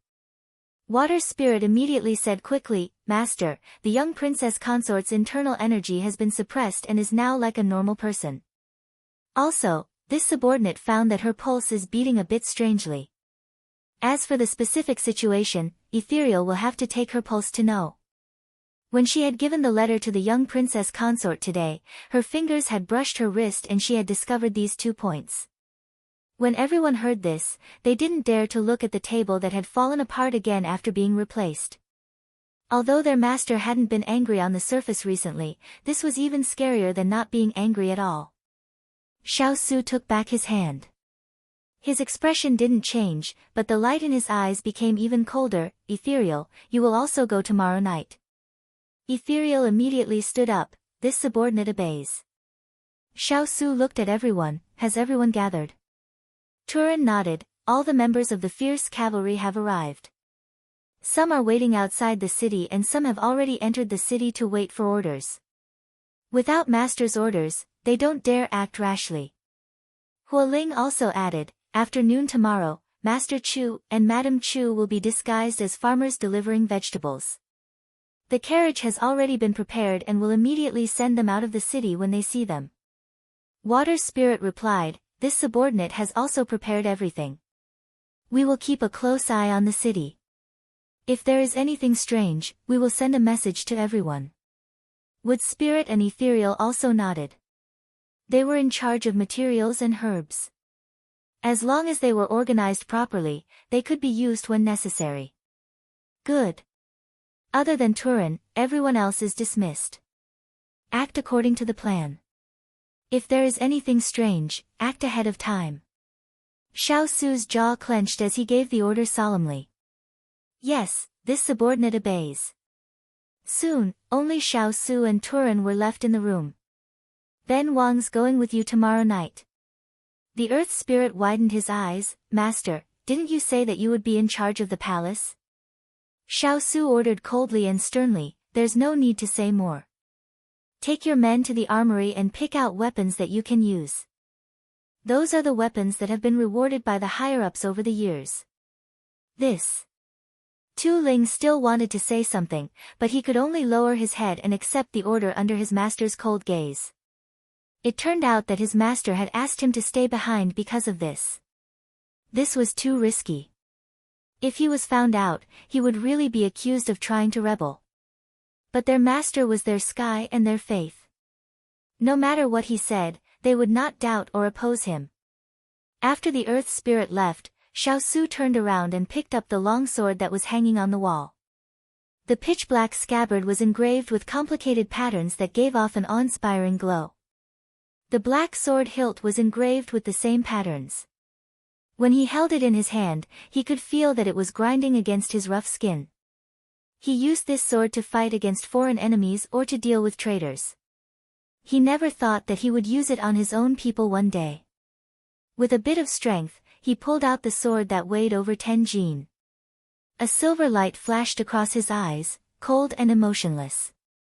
Then this time, he would not fight for the ruler or the people. He would fight for himself. Water Spirit, Hualing, and the others met in the courtyard to talk about their mission and the details of their plan. The people who could follow Xiao Su were not people to be trifled with. They were all experienced people. Otherwise, they would not be able to command their own fierce cavalry. They were different from other people's shadow guards. They weren't marionettes that obeyed orders. They had their own independent analysis, decision-making, and leadership skills, so Xiao Su only gave them tasks, and they had to figure out how to complete them. So any one of these people would be able to reach the same level as those officials who had been in the court for decades. They might even be smarter than them and know how to judge the situation better. Just as these people finished their analysis and were preparing to split up, the fierce cavalry that was arranged to take care of Little Hai and the others outside the city hurried over. Sir Cavalry Masters, the little princess's pets went missing this morning. This subordinate has already sent people to search for them, but so far, there is no news. This news stunned everyone on the spot. Ethereal had the most contact with them, so he was shocked. Were they taken away by someone or did they leave on their own? This subordinate has looked around and there are only their footprints. There are no other suspicious people around, so it can be determined that they left on their own. Knowing that they did not fall into the hands of evil people, Hualing was a bit relieved. All right, Master is already in a terrible fix. Don't tell Master about this for now to avoid him being annoyed. Send people to search first and report to me immediately if there is any news. Yes. This episode made the others frown. They hoped that these pets were lucky and would not be targeted by evil people. Don't think too much. They are all overlords and have been trained by the little princess for a long time. The ones who should be worried are not them, but the people they target. Ethereal spoke up at the right time. This made everyone relax. What he said was right. It was fine if they did not bully others, there was nothing to worry about. The most important thing right now was to deal with the matter in front of them. Water Spirit spoke up, let's go do our own things. If there is anything, we will contact each other. After parting today, they did not know if they could safely meet again. They cupped their hands at each other and turned to leave. They, the fierce cavalry, treated every mission as their last. They never thought that they would live again. Only by using all their strength and not leaving any leeway could they survive. The next morning, someone from the palace came to invite Xiao Su into the palace to attend court. Didn't you say that court was cancelled today? Why are you suddenly going to court? Turan looked at his silent master in confusion. Turan, I'm afraid that our plan will have to be brought forward. Xiao Su looked at the first ray of light in the sky, but his eyes were as dim as before dawn. Turan pursed his lips. He also smelled that something was wrong. Then Master, do you still want to go to court? Turan asked worriedly. Even if there is a mountain of knives in front of me, Ben Wang will still charge in. He wanted to see what other tricks that person had. He lowered his eyes and said unhurriedly, if Ben Wang has not returned by 10 o'clock in the morning, you will carry out the plan. But the Earth Spirit's persuasion was cut off halfway by someone else. Turan. This subordinate is here. Xiao Su turned and looked at him with a solemn expression. I will leave Ayan to you. Please bring her back to Ben Wang safe and sound. Turan pursed his lips and said firmly, yes. Good. Xiao Su patted his shoulder and strode out of the door. Turan looked at the back of the figure that left alone. His eyes were hot. Then, he casually wiped his sleeve and immediately left to pass down the order that the plan was about to change. Chapter 1349. Yahweh, His Majesty has already ordered all the civil and military officials to attend court. Lin Jiangdong stood next to Xiao Ho, his head lowered as he spoke. In the last few days, Yahweh had not rested at all. He spent his days staring at the exquisite chain in a daze. No matter how others tried to persuade him, they could only watch him continue like this day after day. This king suddenly wants to join in on the fun. Xiao Ho stood up. Although his face was still pale and his body was weak, his aura was not weak at all. Yahweh, you absolutely cannot do this. Your body. Before Lin Jiangdong could finish speaking, Yahweh's gentle gaze made him unable to continue. The rest of his words were stuck in his throat. Go and get ready. With these words, the coffin was closed. Lin Jiangdong watched as that figure gradually disappeared into the distance. Yahweh had become more and more willful in his actions, doing as he pleased and not caring about his own body at all. He was really worried that one day, after he had taken his revenge, his body would collapse. With a heavy sigh, Lin Jiangdong turned and left. Today's court was extremely lively. Originally, because the country was peaceful and the people were at peace, there was nothing important to deal with. Thus, His Majesty had suspended court for 3 days and given all the civil and military officials a holiday. However, they did not expect that before 3 days had passed, His Majesty would send people to find them in a hurry. None of them were easy to deal with. They guessed that something might have happened.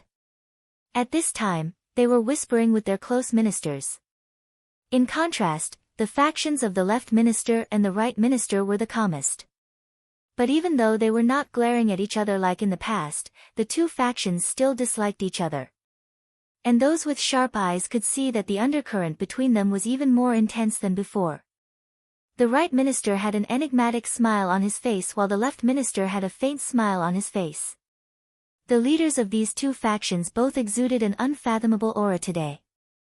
Thus, the other officials gradually quieted down and secretly sized them up. They guessed that today's morning court was probably caused by them. But what shocked them even more was that His Royal Highness's aura was even colder than before. Even on this hot summer day, no one dared to approach him. Even the seriously injured Prince Yi had appeared in court. This made the enigmatic atmosphere even more confusing. Many people began to whisper to their own people that no matter what happened today, it was better to be wise and play it safe. Just as everyone was whispering to each other, Shi Xian Emperor's figure appeared in the main hall. He quickly sat down on the dragon throne. Even from a distance, the officials could feel the majesty of the emperor's body. And they all saluted in fear. My beloved officials, please rise. Sichuan Emperor raised his hand with a cold face and then said lightly to the people in the hall, "This morning, I received several memorials to impeach several of my important officials. I read them and was very angry. I can't believe that the officials I value would do such a thing. Thus, I gathered everyone here to verify." When Sichuan Emperor said this, his eyes seemed to inadvertently sweep past Xiao Su who was standing ramrod straight. Then they fell on the left minister and finally fell on the right minister and several people behind him. "Right minister, Minister Jing, please explain in front of all the officials what was written in your memorials." This matter was indeed related to the right minister. It seemed that the right minister's faction was impeaching the left minister and others. After all, both sides were sworn enemies. Jing Jin, the Minister of Rights, was the first to stand up. "Your Majesty, I would like to impeach Minister Left Minister." He took advantage of his position to interfere with the Ministry of Revenue's purchase of grain. He forced the Ministry of Revenue to buy the grain he recommended at a high price, which made the National Treasury spend a large amount of money. Everyone present instantly fell silent, not daring to make a sound. Everyone knew that the Minister of Revenue, Tang Jini, was on the left minister's side. Jing Jin wanted to use the Ministry of Revenue to drag the left minister down. The Minister of War also stood up. "I would also like to impeach Minister Left Minister. Minister Left Minister interfered with my selection of officials." The Ministry of Personnel also stood out to impeach. Not long after, more than a dozen ministers from the right Prime Minister's faction stood out in the hall. The people they were accusing were not only the left prime minister, but also the ministers from the left prime minister's faction. Most of them had solid evidence, ranging from embezzlement to allowing their disciples to run rampant on the streets. All the crimes could be written into 108 crimes. No one dared to raise their heads to look at His Majesty's face because they could already feel the emperor's suppressed rage. At this time, Xiao Ho turned to look at Xiao Su, who was not far away, but was surprised to see his indifferent expression. He thought for a moment, then smiled slightly. This person had never relied on external forces, and was very clear about his relationship with the Liang family. Occasionally, he would intervene in the Liang family's affairs, but the Liang family's ambition had probably disappointed him to the core. Now that this had happened, he should not be surprised. And at this time, the right minister stood up. Everyone knew that the main event was here. Fu Jianrong bowed to the Sichuan emperor, then turned to the left minister, who had been standing quietly opposite him, and said angrily, "Minister, left minister, do you still remember the Battle of Qingshan 15 years ago, when our army was completely wiped out?" This old official does not dare to forget. Tens of thousands of soldiers died for the country, and the whole country mourned. The left minister shook his head and sighed. Seeing that he could still maintain his composure at this time, the right minister had doubts in his heart. But he did not think much of it, because His Majesty was on their side today. "Minister, left minister, of course you do not dare to forget. In your dreams at night, did those soldiers who died unjustly enter your dreams and ask for your lives?" Once the right minister said this, the officials were in an uproar. The right minister snorted, then turned to the emperor and said, "Your Majesty, the battle 15 years ago was not because the commander did not make good decisions, but because someone cooperated with the enemy country and manipulated it in the dark, so that the enemy country could retain its strength and retreat. This person is our minister, left minister." This is the letter they exchanged back then. The right minister presented it with both hands, and someone immediately came to take it. He cast a mocking smile at the left minister. This letter was forged, but His Majesty wanted to uproot the Liang family, so he did not care about the authenticity of these letters. The right prime minister's words were like a huge thunderclap that exploded in the hall. Everyone sucked in a breath of air and looked at the left prime minister. After the Sichuan emperor finished reading the letters in his hand, his face full of anger, he was so angry that he threw them down. "My most trusted minister, left minister, how do you explain things now?" Xiao Ho glanced at the people in the hall. He had not attended court for a long time, so he did not know that these people's acting skills had reached the point of perfection. This was going to be interesting. He really didn't know how eldest imperial brother would deal with this. Although he didn't want to get involved, eldest imperial brother was still his biological uncle. Moreover, no matter what, the Liang family was still on his side. If they fell, then his position in the imperial court would plummet, not to mention the reputation he had earned in the past few years among the common people. Chapter 1350. However, Xiao Su's reaction had always been out of his expectations. He stood silently to the side. No matter how many people looked at him and saw him as the savior of the world, he was indifferent. It was as though there was nothing else in his eyes other than the brick on the ground. Many people craned their necks to look at the brick to see what was so good about it. Xiao Ho frowned slightly. Was he really not going to care about the Liang family this time? Even so, he could not escape the trap his father had set for him today. He suddenly did not understand this brother of his.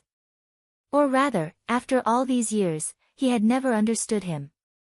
Just as he was deep in thought, the left prime minister, who was the focus of everyone's attention, slowly walked out. There was no fear or unease on his face at the accusations of the right prime minister's faction. There was only an unexpected calmness and an undisguised mockery at the corner of his mouth. The right prime minister was slightly flustered by his mocking gaze. Even though the right prime minister was the eldest son of the previous right prime minister and was a generation younger than him, but over the years, he had suffered many losses at the hands of this person. In the officialdom, seniority was not determined by age. Thus, the right prime minister frowned and looked at him fearfully. He did not know if he was deliberately mystifying or if he really had a plan. But in this situation, even if he had 3 heads and 6 arms, it would be difficult to reverse the situation. The left prime minister snorted lightly in his heart. Then he turned to the Sichuan emperor and raised his hands in a salute. His face was sorrowful. Your Majesty, I have been wronged. Let's not talk about the accusations of the other officials. I will talk about the Battle of Qingshan 15 years ago. There was indeed someone who played tricks. The person who played tricks is also in the court. He did not beat around the bush and looked directly at the right prime minister. It was the right prime minister who acted like a thief and cried thief. Hearing this, the right prime minister immediately counterattacked. Liang Song, don't slander me. I have evidence, do you? Slandering an official of the court, according to the law, you should be executed. Is the right prime minister angry out of humiliation? Ministers was sneered, and then continued to speak to the gloomy Sichuan emperor. Recently, I have also received evidence about the battle. Although I don't know who sent it, the imprint on it is real. As he spoke, Prime Minister Zhua also took out a stack of letters from his bosom. At this time, Eunuch Chao immediately took the letters and handed them to Prime Minister Zhua under Sichuan Emperor's indication. The right Prime Minister was a little flustered. Seeing His Majesty flip through the papers one by one, he felt even more uncertain. He turned to look angrily at the left Prime Minister. Liang Song, don't think that His Majesty will believe you just because you fabricated evidence. You have committed a heinous crime and will be punished sooner or later. The left Prime Minister looked at him coldly. Right Prime Minister, these words are exactly what I wanted to say to you. Don't go for wool and come home shorn. You, before the right minister could finish his words, a wave of pressure came down from above. Everyone shuddered and instantly fell silent. No one saw how hard Shi Xian Emperor was gripping the paper, but his face was so gloomy that it could drip water. No one dared to look at him directly. The right Prime Minister felt His Majesty's bone-chilling gaze on him. His palms suddenly became sweaty. Could it be that the letters were real? You both have evidence and accuse each other. I have a headache because of your quarreling. Minister of the Supreme Court. The Sichuan Emperor suppressed the irritation and anger in his heart and called out in court. The Minister of the Supreme Court stood up. I am here. These 2 pieces of evidence are for you. You must find out the truth for me. No matter how many people are involved, you must deal with them according to the law. I will send the Imperial Guards to assist you. If you can't deal with it impartially, you can deal with your black gauze hat yourself. The Sichuan Emperor's words made the Minister of the Supreme Court's legs tremble. He immediately knelt down to accept the order. His Majesty had thrown a hot potato into his hands. Both sides were unshakable parties in the court. No matter which side he offended, he would not have a good ending. But His Majesty had made his stance clear. This time, it was more important for him to cling to His Majesty's thigh. The Sichuan Emperor's heart at this time was itching to tear apart the good right minister in front of him. But today's situation was set up for Xiao Su and the Liang family. He could not touch the Fu family first. Otherwise, he would be playing into the hands of Xiao Su and the left minister. From the actions of the left minister's faction today, it could be seen that they had come prepared. Because after the minister of the Supreme Court left, the people of the left minister's faction came forward to accuse the right minister's faction of conniving with their subordinates, abusing their power, deceiving the world, and stuffing their own pockets. From buying and selling official positions to exploiting the wealth of the people, the list of crimes was no less serious than the 108 crimes of the Liang family. The civil and military officials who had not been implicated were so shocked by this turn of events that they could not say a word. The 2 largest parties in the imperial court did not maintain a harmonious relationship on the surface. They began to shed all pretenses of cordiality, biting each other and swearing to fight to the death with each other. Every matter they said was enough to shock the imperial court. When one scandal after another was exposed, the West Xian Emperor was infuriated. He had thought that he had single-handedly created a prosperous country, but he had never thought that it was this group of officials who had deceived him on the surface. Every day at court, they sang his praises, only reporting the good news and not the bad. As a result, he had no idea that his country had long been nibbled away by these people to the point that it was about to lose its foundation. Good, good, good, you are all worthy of being my good officials. I have a whole new level of respect for you.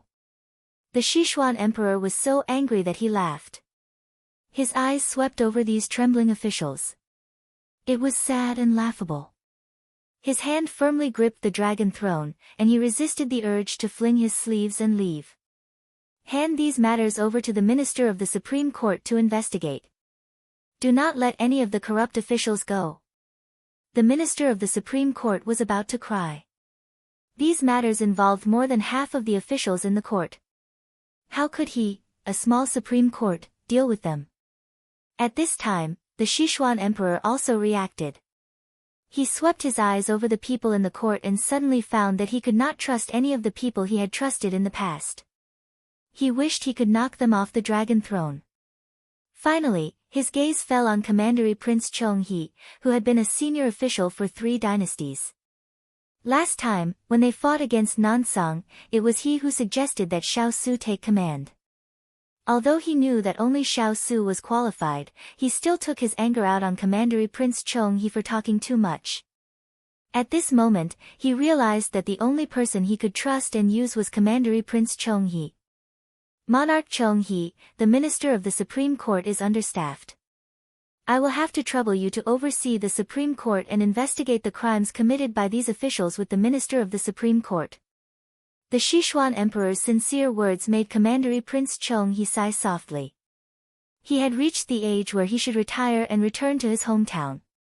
It was only because he was worried that this country did not have a successor that he slowly delayed.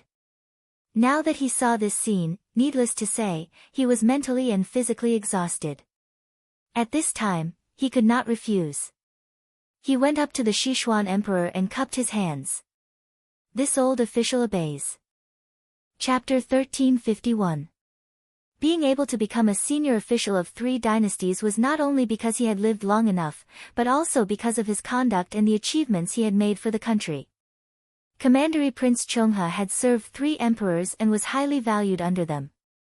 This was because he was not only knowledgeable, but also could run at the front every time the country was in trouble and the people were in danger.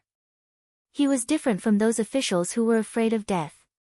During the drought 20 years ago, the flood 30 years ago, and the enemy's attack 50 years ago, he was the one who ran at the front line for the emperor. When his wife gave birth to a child, he was still bravely fighting against the enemy.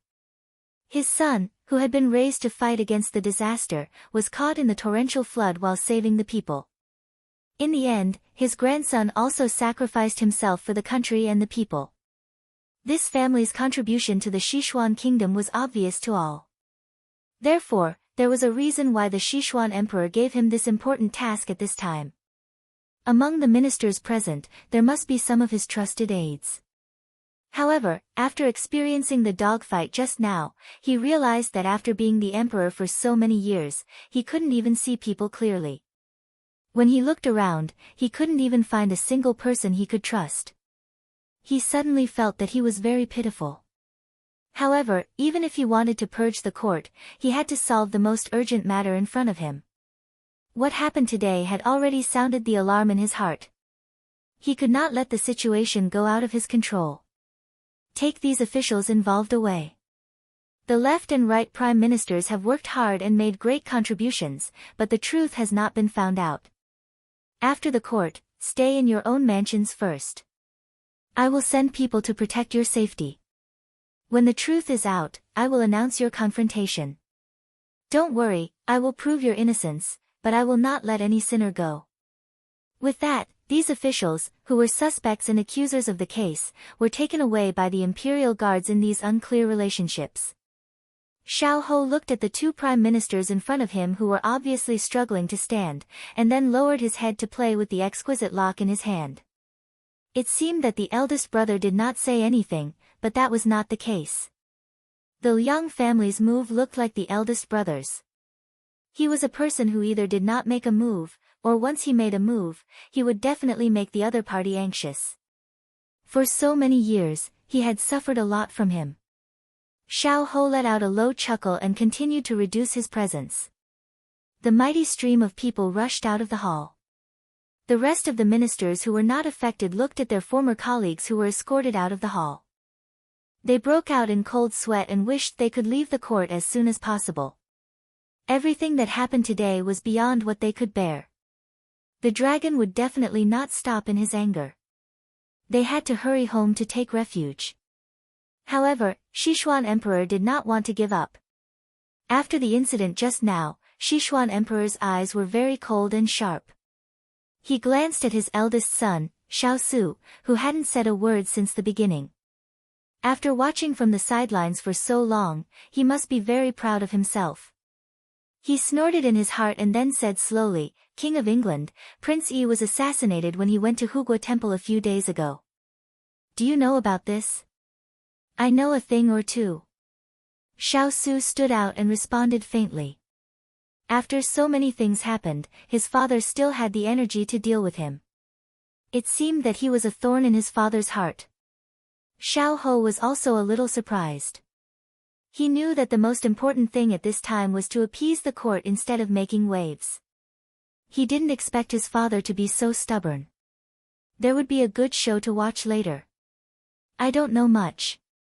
On the day General Li came back to the capital and saved Prince Yi on the way to Mount Feng.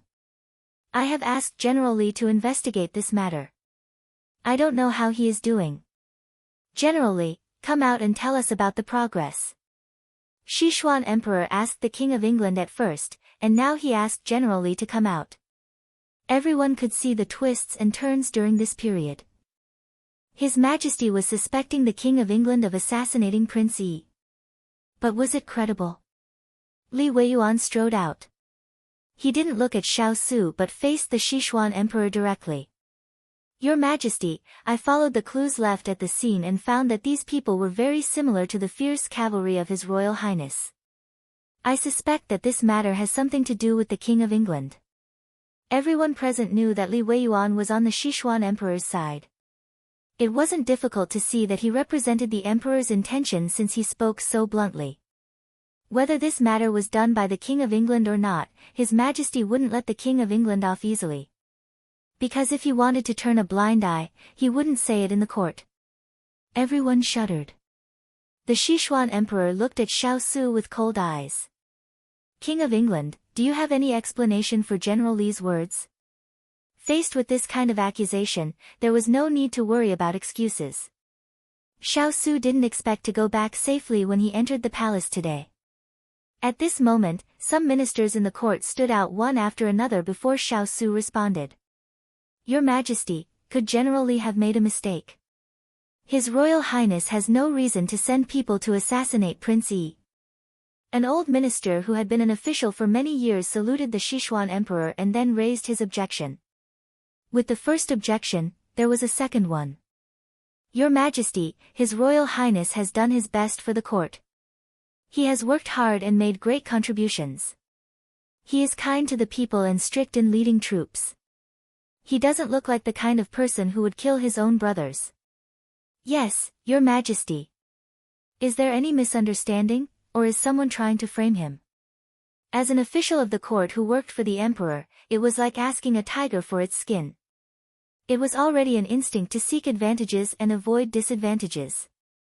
But at this moment, they dared to stand out for the future development of the country. These people were basically neutral parties.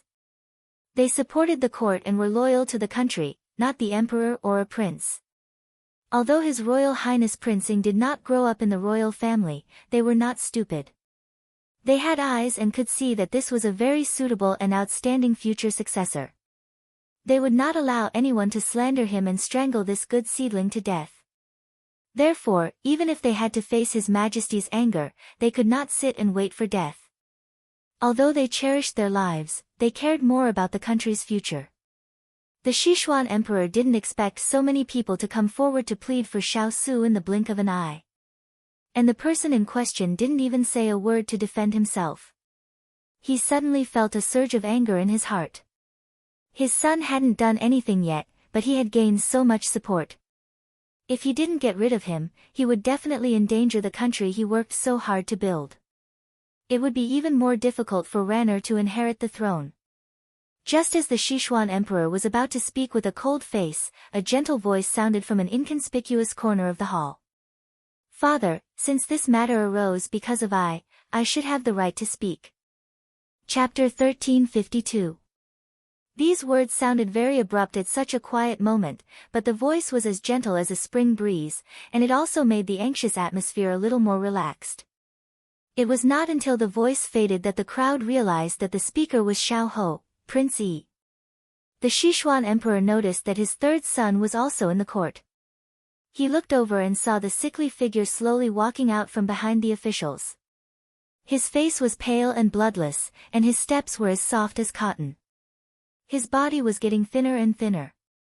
Apart from the gentle smile on his face, everything else about him was fragile. He was slightly stunned. How long had it been since he last saw his son? Why did he lose so much weight? Perhaps it was because of his fragile appearance. The Sichuan emperor lowered his voice and asked, Prince Yi, what do you want to say? Don't worry. Just tell me what you want to say. I will uphold justice for you. His third son had been recuperating in the mansion for many years. Compared to his brothers, he rarely participated in the political affairs of the court. He was more like a blank piece of paper, modest and amiable. However, for some reason, the Sichuan emperor felt that he didn't like Xiao Su as much as his brothers did. Therefore, the Sichuan emperor was relieved to let Xiao Ho have the right to speak. If Xiao Ho could deal a fatal blow to Xiao Su, that would be the best. He could then take advantage of the situation and imprison him. Xiao Ho raised his eyes and glanced at his father. He didn't miss the calculation in his father's eyes. He lowered his head and smiled. His father probably wanted to use him as a tool, but he was afraid that he wouldn't be able to do as he wished today. Father, I do want you to uphold justice for I. Good. Chao Ji, find a seat for Prince Yi. The Sichuan emperor was delighted. Looking at his son who was on the verge of collapsing, he immediately asked Chao Ji to bring a chair for him. He was afraid that his son would faint before he could speak. A hint of ridicule flashed through Xiao Ho's eyes, but it quickly disappeared into the corner of his eyes. Imperial Father, I am also very puzzled about the assassination attempt. I usually stay in the residence to recuperate. I don't fight with anyone and have nothing to do with them. Why is it that when I go out, I attract a fatal disaster? But after knowing who the other party was, I also understood. Xiao Ho's words were as gentle and warm as spring water. Everyone quieted down to listen to him. Sichuan emperor was very satisfied, but he still asked with concern, who wants to kill you? Xiao Ho sighed softly, then said with great grief, that person is the son of the Southern Blue Nation's Prime Minister, Yu Qingxi. He's also the minister in charge of this marriage. As soon as these words were spoken, the crowd went into an uproar. This was simply different from what they had imagined. How did a minister appear out of nowhere? Even the Sichuan emperor, who was usually calm in handling matters, was dumbfounded by Xiao Ho's words that didn't follow common sense. Xiao Su, who was originally part of the situation, stood like an outsider. He looked with some surprise at the person sitting with his back to him. He thought that Xiao Ho would take the opportunity to retaliate at this time, but unexpectedly, he didn't. Where did this go wrong? This was the first time today that Xiao Su showed any emotion other than indifference. Sichuan emperor's expression became much colder. What exactly is going on? Xiao Ho didn't care about the reactions of the people present. He hung his head and said mournfully, when Lord Yu was in Southern Blue, he liked the princess, but the princess was pure and didn't like this sanctimonious hypocrite. Later, when the princess came to the capital, Lord Yu followed. When he saw that the princess was betrothed to a sickly person like me, he was jealous and envious, so he planned this assassination. At this point, Xiao Ho raised his hand to cover his eyes. His voice became even more desolate. When the princess found out about Lord Yu's plan, she rushed to Fengtai Mountain to warn me. However, no one expected that the other party had already made his move.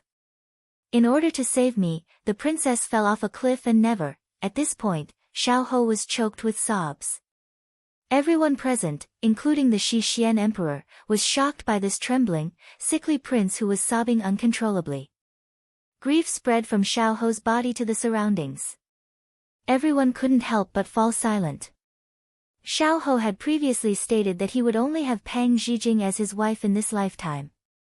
Such a story of unswerving loyalty had already spread throughout the capital. These ministers were often talked about by their wives at home. Now that they knew the true story of the couple, they couldn't help but sigh. Soon, someone stood out. "Your Majesty, that southern blue person is too much. How dare he bully us? Does he think that there's no one left in our Sichuan?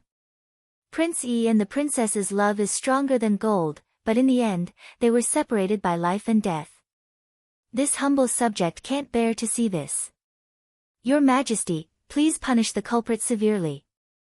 This humble subject agrees. This humble subject also agrees. The ministers' voices grew louder and louder, echoing in the main hall for a long time.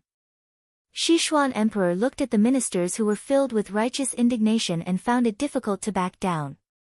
The southern blue person's petty actions under his nose were actually a challenge to his authority. However, at this moment, every single matter on hand was more urgent than this matter. He couldn't help but feel that Southern Blue would definitely find trouble with him. Even if he didn't care, these ministers wouldn't let it go so easily. They had long disliked Southern Blue. If it wasn't for Southern Blue taking the initiative to negotiate a settlement, they would have already threatened to invade Southern Blue's lair. Sichuan Emperor looked at Xiaohou, who was still immersed in grief. He felt that Xiaohou was an eyesore and a disappointment, which made him even more displeased. It was just a woman. Was it worth it to go through so much trouble and mess up his plans? What a failure! Sichuan Emperor vented his anger on Xiaohou. His tone became much worse.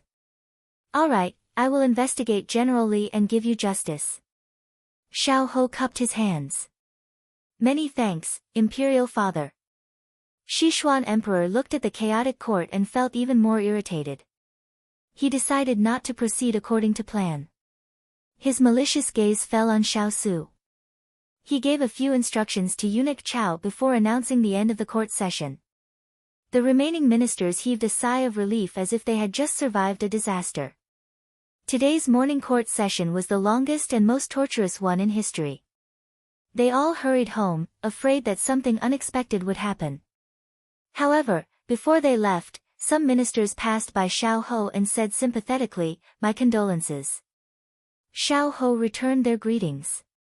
It wasn't until a tall figure appeared in front of him that Xiaohou raised his head to look at the person with his back facing the light. His lips curved slightly. "Eldest brother, are you also here to express your condolences? Why are you helping me?" Xiaosu asked the question in his heart. Xiaohou wasn't surprised at all. He smiled lightly. "You're still so direct." Xiaosu was surprised by his attitude. He wasn't as sharp as he used to be. To put it bluntly, he was no longer hiding a dagger behind his smile. "If you want to deal with me, go ahead." "I won't." Before Xiaosu could finish speaking, Xiaohou gently interrupted him. "Eldest brother, you misunderstand." Xiaosu frowned and looked at him when he heard this. He pondered the meaning of his words as if he wanted to see through him. Chapter 1353. Knowing that his actions today would arouse suspicion, Xiaohou couldn't help but smile when he saw Xiaosu sizing him up. "Why are you looking at me like that?" "It's nothing. Third younger brother is seriously injured, so take care of yourself." Xiaosu didn't know if he could feel the faint goodwill from Xiaohou, so he blurted out. When he finished speaking, both of them were stunned. It seemed that they hadn't treated each other so calmly in the past dozen years. Xiaohou was the first to speak. "Eldest brother, I have offended you in the past, but I will make up for it. Regardless of whether Imperial brother believes me or not, I will not oppose you in the future." Xiaosu wasn't someone who held grudges, and the other party was his own brother. Although he had schemed against him many times over the years, he hadn't suffered much. He had gotten his revenge afterwards. He had schemed against him, and he had retaliated. In fact, they were about the same. When you recover, if there's a chance, let's spar and settle the score. Although Xiao Su didn't care that his third brother had attacked him, he had attacked the little fellow several times.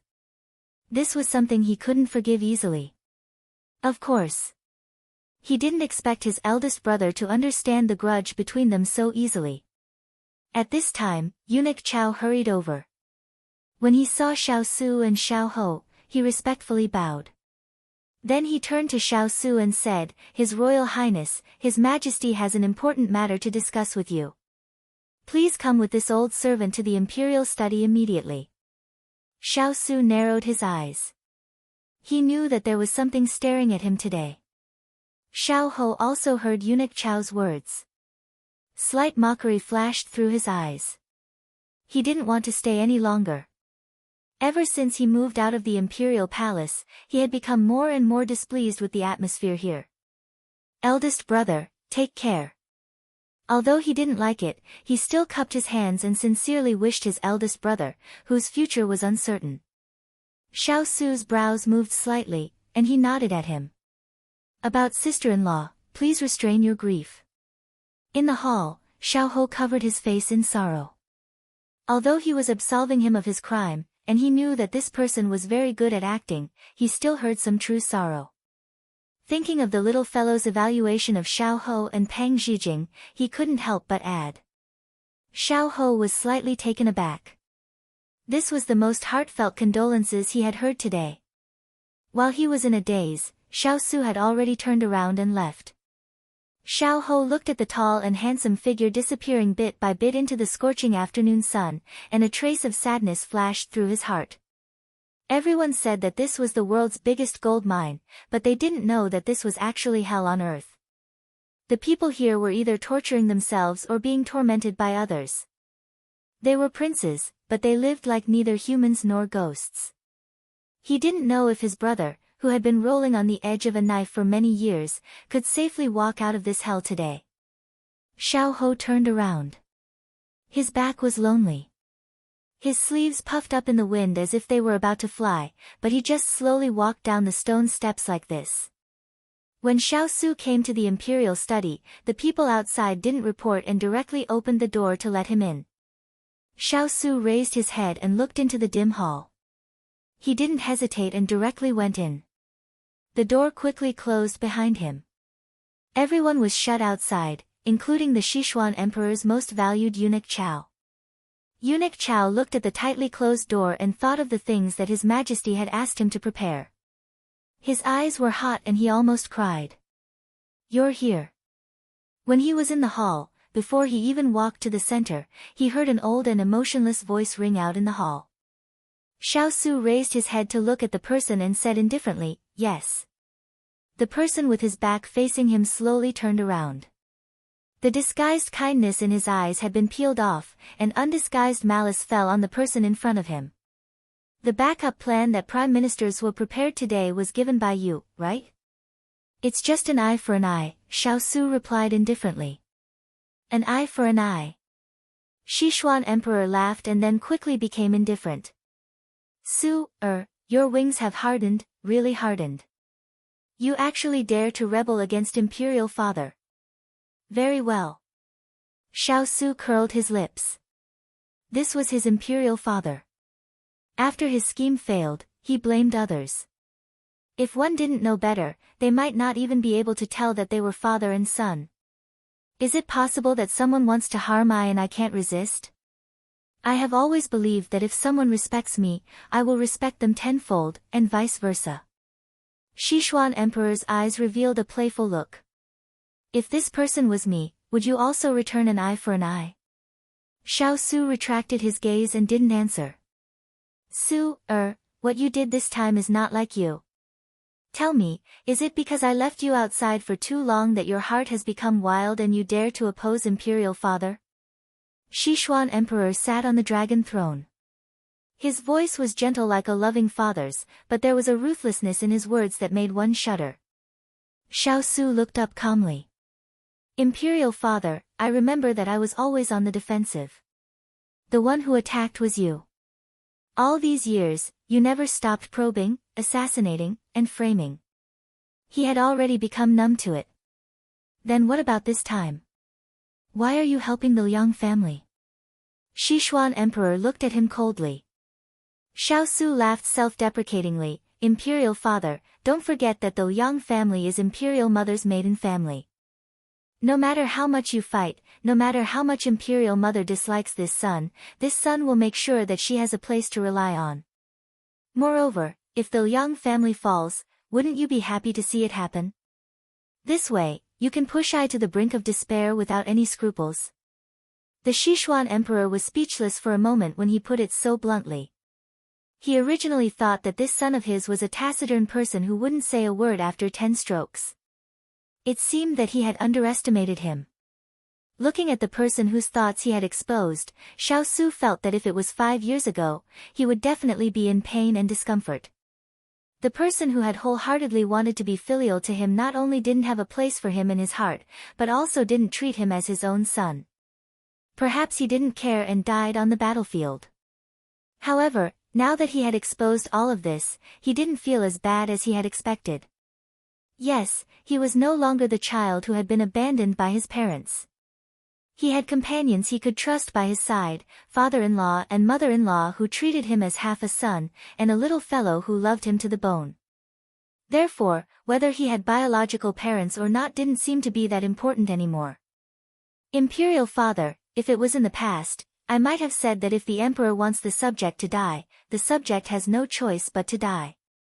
But now, I already have someone I want to protect, a family, and a tie to this world. I won't easily compromise with you. Xiao Su looked into the Sichuan Emperor's eyes and spoke word by word. His gaze was firm and cold. The person in front of him was now just a biological father who had given birth to him but had never raised him. Xiao Su's performance today greatly surprised the Sichuan Emperor. He rubbed the poison in his hand. He knew that it wasn't a good time to attack Xiao Su, but what had happened in the morning court had left him with no time to deal with him. Therefore, Xiao Su had to leave his life here today. Chapter 1354. In the dark imperial study, the two people, one sitting and one standing, were both silent. The Sichuan Emperor secretly sized up the person in front of him, as if he wanted to see him for the last time. After all, he was his flesh and blood. Even if he wanted to take his life, he still had a trace of reluctance. But today, the Liang family and the Fu family had shed all pretenses of cordiality. Their dirty deeds of deceit were exposed, and they were involved in collusion with other countries, which involved half of the important officials in the imperial court. The country was in a crisis. If it was not handled well, the entire Sichuan would be finished. And the person in front of him was a ticking time bomb. At this critical moment, if he did not get rid of him first, he would take advantage of the fact that he had set him up and put his fiancée under house arrest. Then, the country would be in danger. His plan had been completely disrupted. At this time, he had made a last-minute decision to attack Xiao Su. He had to get rid of this trouble before he dealt with the Liang family and the Fu family. The Sichuan Emperor's fingers stopped rubbing. He raised his hand and put the porcelain bottle on the table. His dark eyes were dark. Su, don't blame your father for being ruthless. Xiao Su knew why he had called him in today, but he still wanted to see how far this person, who had schemed to get rid of him, would go. Although he had disappointed her time and time again over the years, she still longed for the person she looked up to, and for the person to treat her with genuine love and affection. Now that he saw the bottle of medicine, he felt that he could finally give up on that thought. He could finally give up on the palace and the people in it completely. Xiao Su's gaze moved away from the porcelain bottle and finally fell on the person behind the table. If I dies, you will have the energy to focus on dealing with the right and left prime ministers. You will uncover all the evil deeds they have done over the years, and then take back the power in their hands. In the past, you turned a blind eye, but now you are ready to be ruthless. The reason, Xiao Su's eyes dimmed. Is it to pave the way for fourth brother? His words were filled with doubt, but they were spoken with certainty. Sichuan Emperor was a little surprised by Xiao Su's calmness in granting death and his clear analysis of his motives. However, he was not surprised when he recalled that his son had always been cold and intelligent. Since you already know, Zhen will not beat around the bush with you. You can leave without worry. Zhen will not make things difficult for your imperial mother. Zhen will let her enjoy glory, splendor, wealth, and enjoy the rest of her life. As for your subordinates, as long as they are willing to submit to the court and serve your fourth imperial brother, Zhen will not pursue the matter. The Sichuan emperor knew that Ran had a lot of capable people by his side, plus he had a group of elite soldiers and strong generals. If they could be used by Ran, it would be of great help to him when he inherited the throne in the future. Xiao Su knew very well what this person was up to after having clashed with him so many times in secret. Imperial father. Xiao Su met his father's gaze. The surging emotions in his eyes suddenly calmed down. Sichuan Emperor was stunned by his cold and cheerless voice. Then he said magnanimously, "If you have any unfulfilled wishes, say them all. Imperial father will fulfill them as long as it is within my means." He was so forgiving towards him right before his death. Xiao Su's lips curled up in a mocking smile. Ayan said that people's hearts are biased. I'm afraid you won't be able to find another person as biased as you are in this world. Fortunately, his little fellow only had him in his heart and cared for him wholeheartedly. That way, he wouldn't be devastated by his father's abandonment at this time. Xiao Su felt that his world had collapsed for him. Sichuan Emperor reacted after hearing this and flew into a rage out of humiliation. However, the life and death of the person in front of him was already in his hands. There was no need for him to get angry. As long as he pushed the bottle forward, this eyesore of his would no longer be an eyesore to him. Sichuan Emperor sighed softly and resumed his condescending appearance.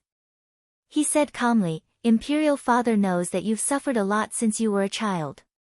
Before you die, you can tell me as much as you want. Imperial father will listen." Xiao Su's mouth twitched. "Imperial father, I have always wanted to know why you couldn't tolerate I since I was a child. Now that things have come to this point, I don't want to ask or know anything." The silence of grief was greater than the death of his heart.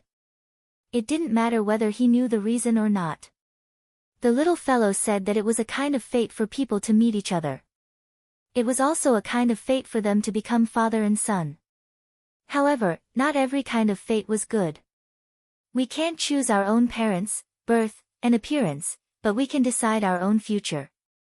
Xiao Su knelt down while the Sichuan Emperor was in a daze. Then, he kowtowed 3 times to his surprise. "Imperial father, I believe that I have repaid the kindness of you giving birth to me and raising me in the past 10 or 20 years. From now on, I have nothing to do with the imperial family and you." After saying this, Xiao Su stood up without waiting for a response. "Xiao Su, what are you doing?" Sichuan Emperor was frightened by his resolute words. He looked at him warily with his turbid eyes. If he made any strange movements, he would immediately call for help. "Your Majesty, don't worry. Even if you're a tiger that eats its own children, I won't kill my father." His words carried a sense of alienation. After saying this, he turned and walked toward the door of the hall. "Xiao Su, how dare you leave? Stop!" Before the Sichuan Emperor finished speaking, Xiao Su had already pushed open the door indifferently. Eunuch Chao was standing at the door and reached out to knock. When he saw Xiao Su, he couldn't help but be stunned.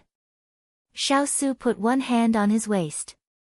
If he dared to act rashly, he wouldn't be polite. Eunuch Chao didn't notice the murderous look in his eyes. He nodded at him and quickly walked into the hall. "Your Majesty, Commandery Prince Chonghe said that he has something to report." Sichuan Emperor was about to order people to stop Xiao Su. When he heard this, he ignored it. However, on second thought, Commandery Prince Chonghe was entrusted with an important task today. If he didn't take it seriously, it would be disadvantageous for him to handle the case. Thus, he said in a low voice, "Eunuch Chao, the King of England tried to assassinate me just now. Order the palace guards to detain him.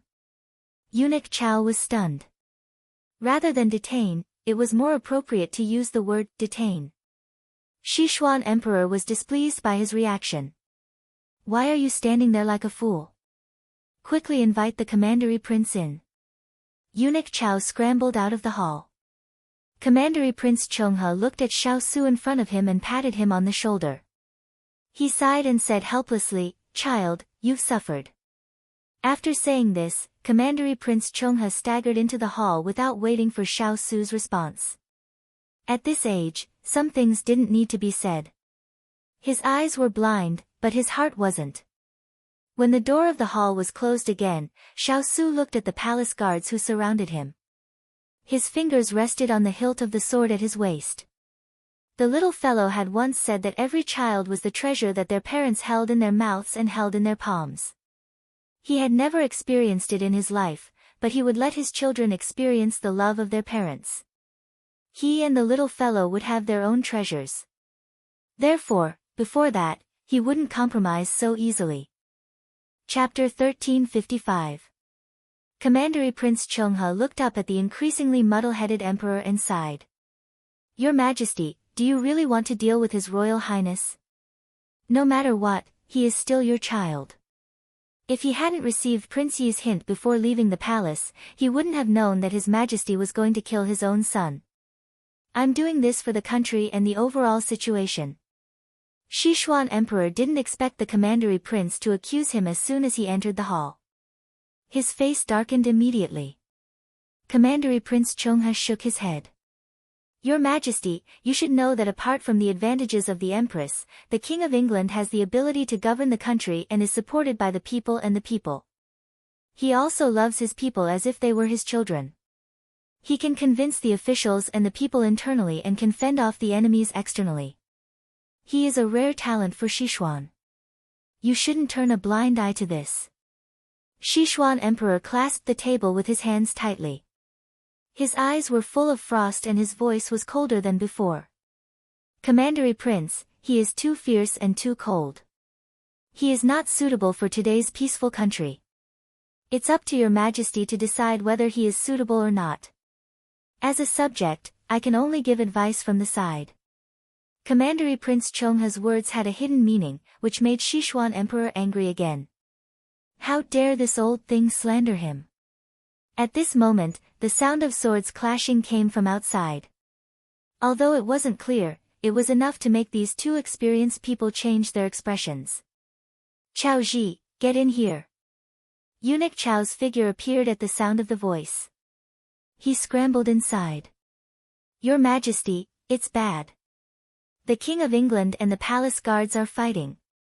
They have already fought their way out of the hall. Sichuan Emperor's face darkened as soon as he finished speaking. He pointed angrily at the clear sound of fighting coming from the hall door and gnashed his teeth at Commandery Prince Chonghe. Commandery Prince, do you still think such a person is suitable to be the crown prince? Commandery Prince Chonghe didn't seem to hear Sichuan Emperor's words.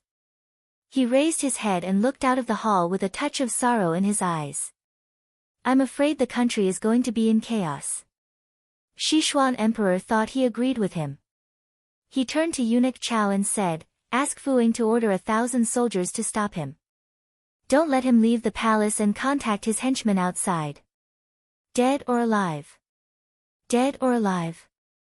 And Eunuch Chao, right. Calm. Beside Xiao Su, there were already dozens of guards lying on the ground moaning. He held his sword and stood on the steps like a god. As he walked, the blood on the tip of his sword dripped onto the steps bit by bit. The rest of the people surrounded him, but they didn't dare to move forward. As he approached, they retreated step by step. More and more guards came to reinforce him. It was like a giant whirlpool with him at the center. When he moved, everyone moved with him. But at this moment, no one dared to attack him. This was their Sichuan god of war. He was someone who could shake an army of 10,000 with his anger.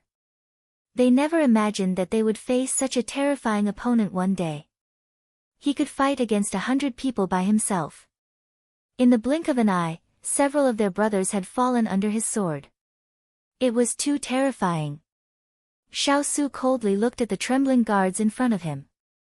They immediately retreated 2 or 3 steps, their hands trembling violently. These people were in charge of the Sichuan emperor's safety, but they were too weak.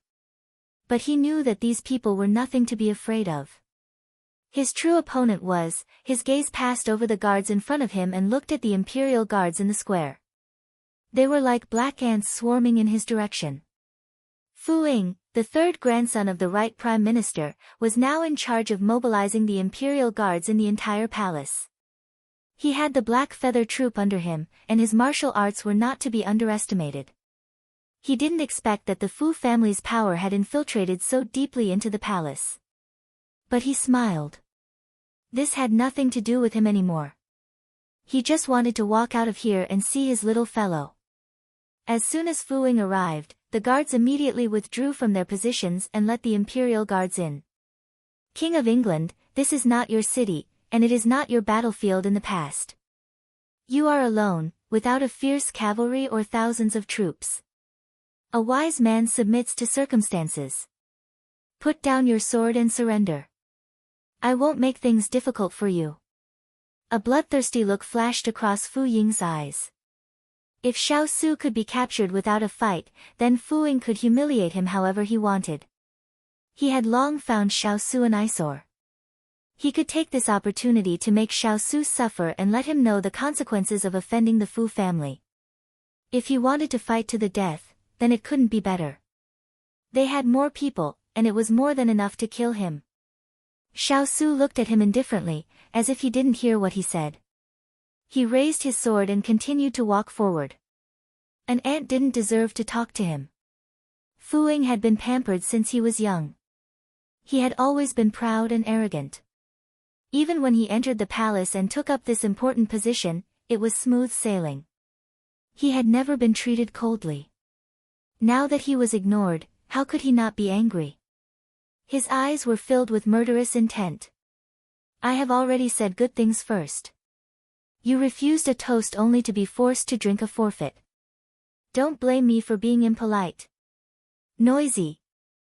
Xiao Su glanced at him coldly. If he continued to drag things out like this, he would have died a tragic death on the battlefield. Fu Ying felt Xiao Su's cold gaze and flew into a rage out of humiliation. Archers, get ready, shoot. The first row of imperial guards squatted down and drew their bows. Dozens of arrows whizzed towards Xiao Su.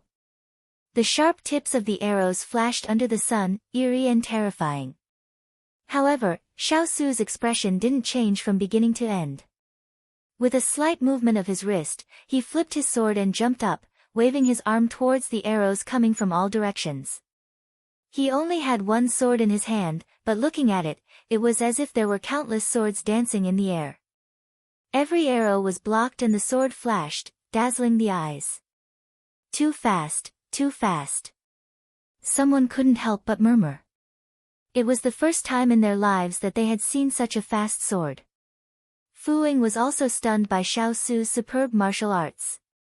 He had heard that when the sword was used to perfection, the naked eye wouldn't be able to see the sword. It was like seeing one's life and 10's life and 100's life and 100's of the sword. However, Xiao Su, who was about the same age as him, had such skills. As a proud son of the clan, Fu Ying was even more jealous. He didn't stop and ordered, "Don't stop. I want to see how long he can last." The other party was only one person while they had thousands of people. They would drag him down to death. He didn't believe that he could fly out. The arrows were endless, as if there was no end to them. Xiao Su frowned and moved even faster. He used the arrows to send them to the guards who were surrounding him. However, as soon as one group fell, another group took their place. Sure enough, there was no end to this. However, at this time, a small group of people wearing the Imperial Guard's uniform came from afar. The people surrounding them thought that they were reinforcements and immediately opened up a path. However, they didn't expect that these people would suddenly draw their swords and slash at their own people. Their actions were fast and ruthless, leaving no time for them to react. Chapter 1356. The change happened in a split second. Fu Ying did not expect that his own people would attack his own people. In other words, these people were not his people at all. These people helped Xiao Su get rid of the most troublesome archers, and then quickly approached Xiao Su. The attack weakened. Xiao Su looked at these people. The leader raised his head and nodded at him. Your Highness.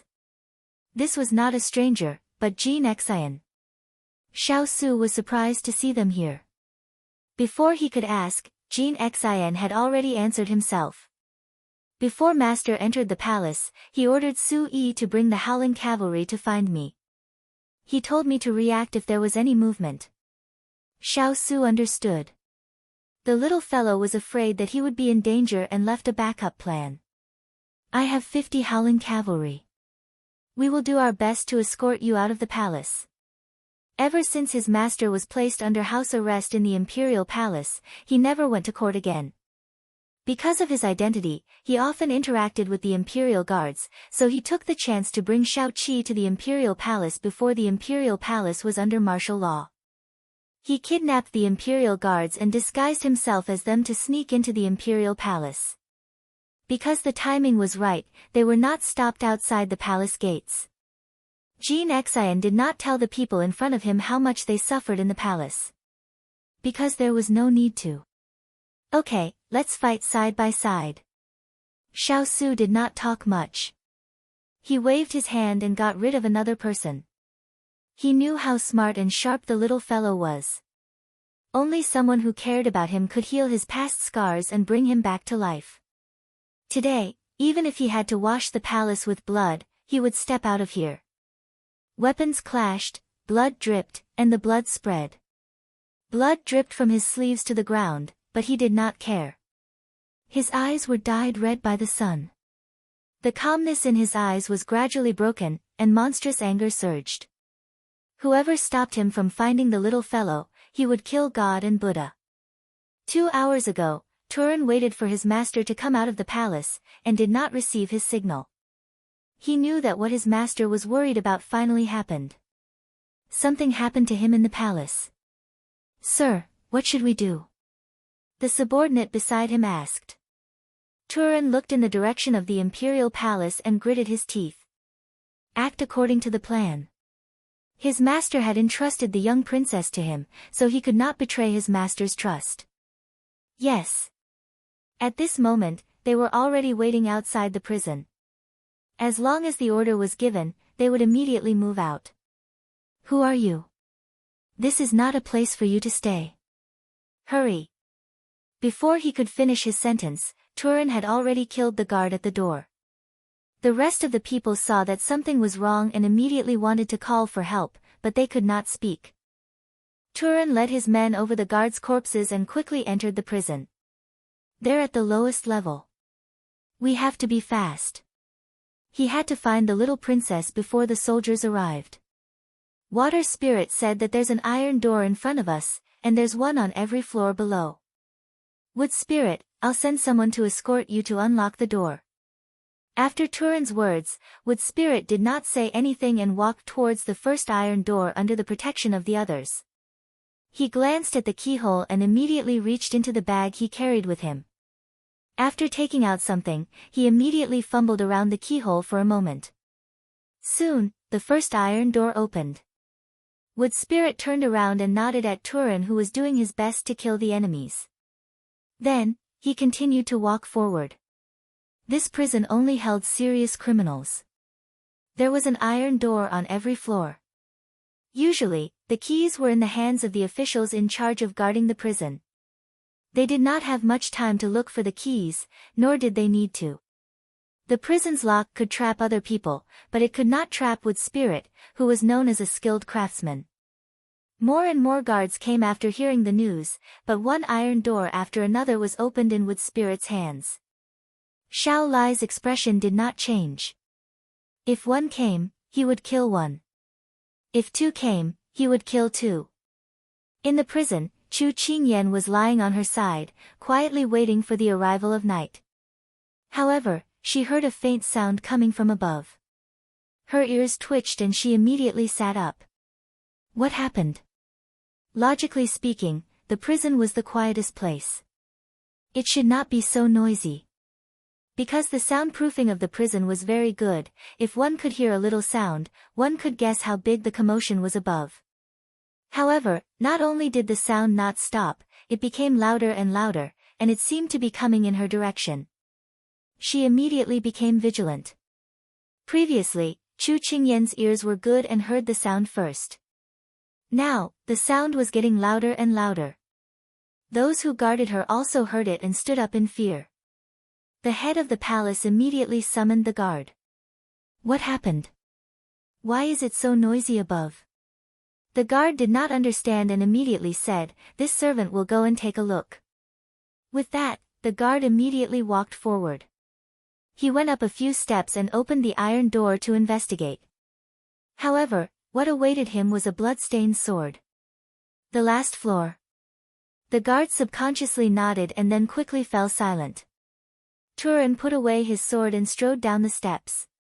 Then he walked inside with a group of Shaolai cavalry following behind him. Because this level was not big, and Chu Qingyan was the only one being held captive, when the soldier collapsed, Chu Qingyan was stunned. She stared at the door, not in the mood to pay attention to the palace servants and soldiers who were in a mess. When Turan and the other familiar faces appeared in front of her, Chu Qingyan's eyes suddenly became dry and her nose felt sour. Finally seeing her own people, her heart was filled with joy. When Chu Qingyan saw them, they also saw the young Wang Fei that they had not seen for many days. They were excited and immediately rushed towards her. However, everyone had a clear division of labor. One group went to deal with the guards and palace guards inside. The other group guarded the door to prevent people from coming in. After Turan untied the chains, he immediately opened the door. "Young Wang Fei, I have made you suffer." Turan led everyone to kneel in front of her and blame himself. Chu Qingyan suppressed the sour and pleasant surprise in her heart and immediately pulled Turan and Mu Ling up. "This is not your fault. Quickly get up. Let's talk after we get out." "Right, Ethereal is waiting outside. When we see him, he can take your pulse and see if there is anything wrong with your body," Mu Ling interjected. Chu Qingyan nodded with a smile. "We cannot stay here for long. Let's go." When Turan finished speaking, everyone protected Chu Qingyan and quickly walked towards the exit of the dungeon. Master said that they had to take the young Wang Fei out of the dungeon before the other side reported. They had to race against time. Those guards that resisted were unable to withstand a single blow and they were unimpeded the entire way. Chu Qingyan withdrew from the pleasant surprise of reunion and couldn't help but frown. "Turan, don't you think that we are going too smoothly?" Turan also sensed it. He pursed his lips and cautiously looked around. "Young Wang Fei, are you worried that there is a trap?" Chu Qingyan nodded. But when she saw the exit of the dungeon in front of her, she hoped that she was overthinking it. When everyone walked out of the dungeon and prepared to let out a sigh of relief, bows and arrows suddenly appeared in front of them. Chapter 1357. She knew that everything would not go so smoothly. But when Xiao Ran appeared in front of her, she was still a little surprised. Xiao Ran was dressed in a blue palace robe and was still as handsome as before. However, his pale lips made his jade-like face look a little pale. However, what attracted people's attention was not his sickly appearance, but the coldness in his eyes. It was a ruthlessness that she had never seen before. "Qingyan, you didn't expect that I would be here, did you?" Xiao Ran took the initiative to speak. He didn't look at anyone else. His gaze was fixed on her as if she was the only person in this world. Chu Qingyan felt goosebumps rise on her skin from his burning gaze. She pursed her lips and said, "Aren't you sick? Why aren't you recuperating in the imperial palace?" Xiao Ran shook his head. "If I stay in the imperial palace and you leave, I'm afraid I'll be the last to know. Just like back then, when you were going to accompany imperial brother to leave the capital, I was also the last to know. This feeling is too terrible. I don't want to experience it a second time." "Then what do you want?" Clearly, Xiao Ran had come prepared. The entire prison was surrounded by him. All the soldiers with bows and arrows were the elite soldiers of the capital. They had fewer people and were at a disadvantage. However, she believed that with the skills of Tu Ling and the others, they still had a chance to survive. However, she did not want to gamble with their lives. She did not want to lose Big Ice Cube in Ci Shui Slope. She did not want Big Ice Cube to lose her companions who were ambushed in the northern forest. Qing Yan, you know that I won't hurt you. Xiao Ran still looked at her warmly. Perhaps because of Xiao Ran's attitude toward her, Chu Qing Yan wanted to take a gamble. Xiao Ran, seeing that we're friends, let us go. Xiao Ran chuckled and pointed at the people beside her. They can leave as long as you stay. Otherwise, they will all die. Chu Qing Yan stared dumbfoundedly at Xiao Ran, who had taken someone's life with a smile.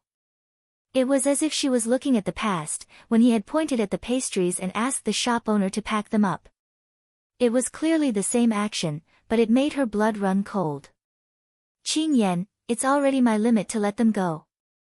Xiao Ran looked at her in shock and smiled. Come here, and I'll let them go. It was as if he was coaxing a child. There was a gentle smile on his face.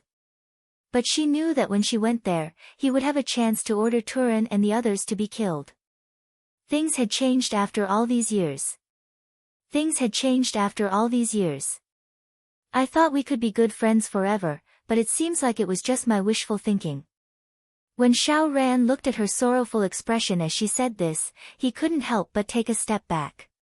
He felt as if something had been broken between the two of them. When he reacted, his eyes were cold and his tone was firm. Qing Yan, I will keep you safe. Come here.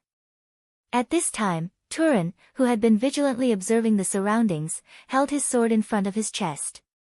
He said solemnly and firmly to the people beside him, Little Wang Fei, we swear to protect you even if we die. When he finished, Turan gave the order and led his people to charge in the direction where the enemy was the weakest. All the fierce cavalry did not say a word as they protected her inside. Even though they did not speak, it was better than words. They used their actions to protect her. Xiao Ran did not expect that these people would not care about their lives. But when he thought about it, how could the people who followed eldest brother be ordinary? But even if the fierce cavalry could fight 100 people, he did not believe that they could gain an advantage when there was a great disparity in manpower. The battle was fierce. The dry ground was covered in dust. In the blink of an eye, the ground was covered in blood. On Turan's side, 4 or 5 people had fallen, but the other side had lost at least 100 people. Xiao Ran saw the bravery of the fierce cavalry with his own eyes. He could not help but narrow his eyes.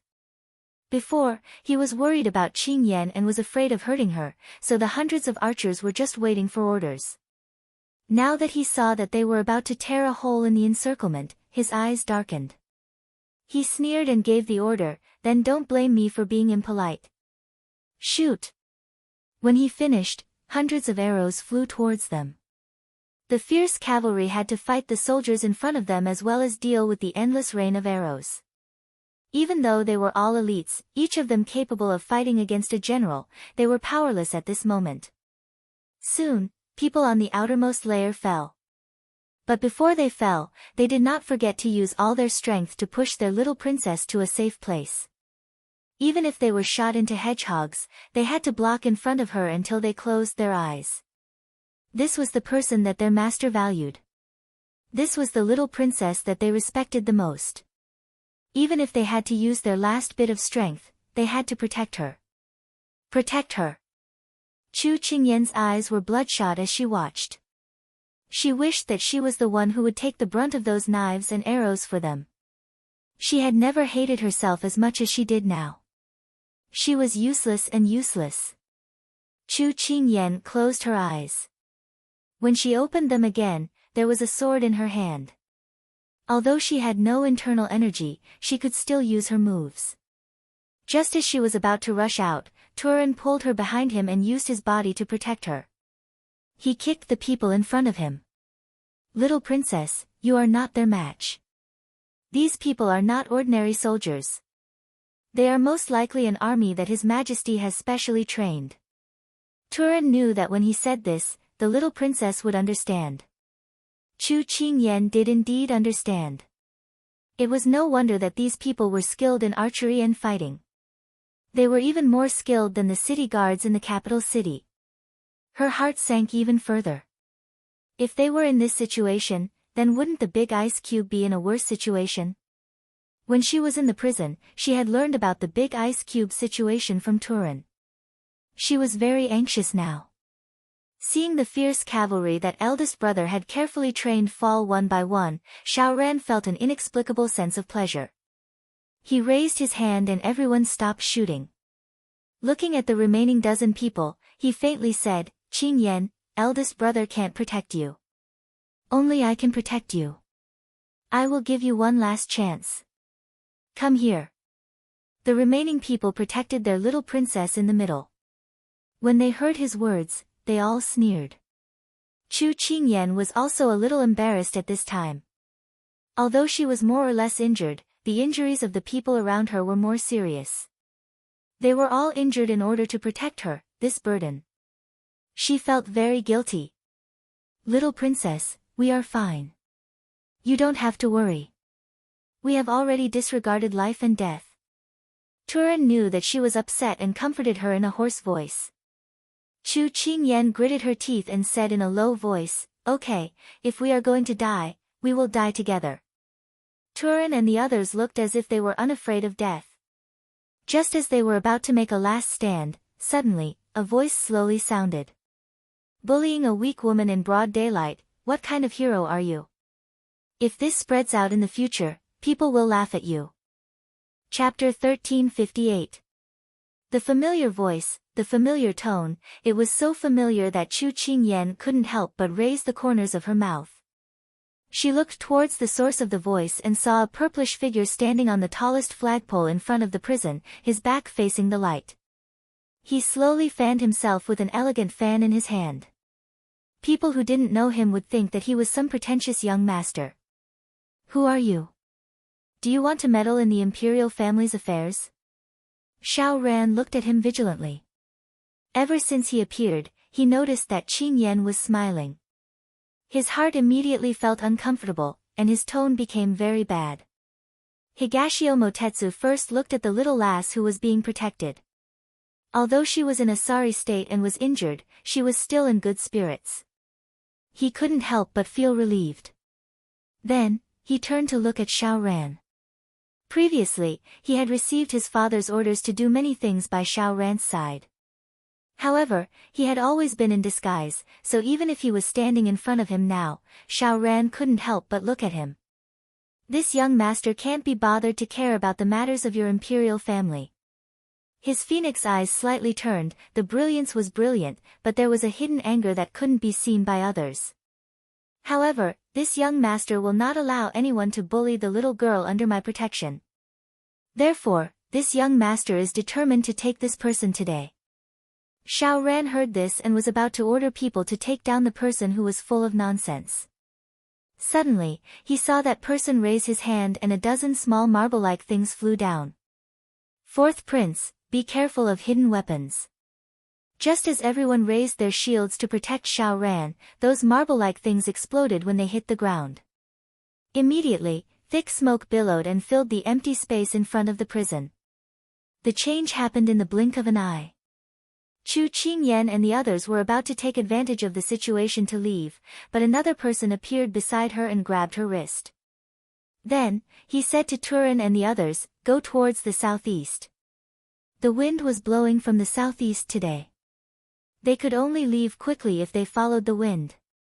Chu Qingyan knew who was standing beside her, so she immediately repeated the words.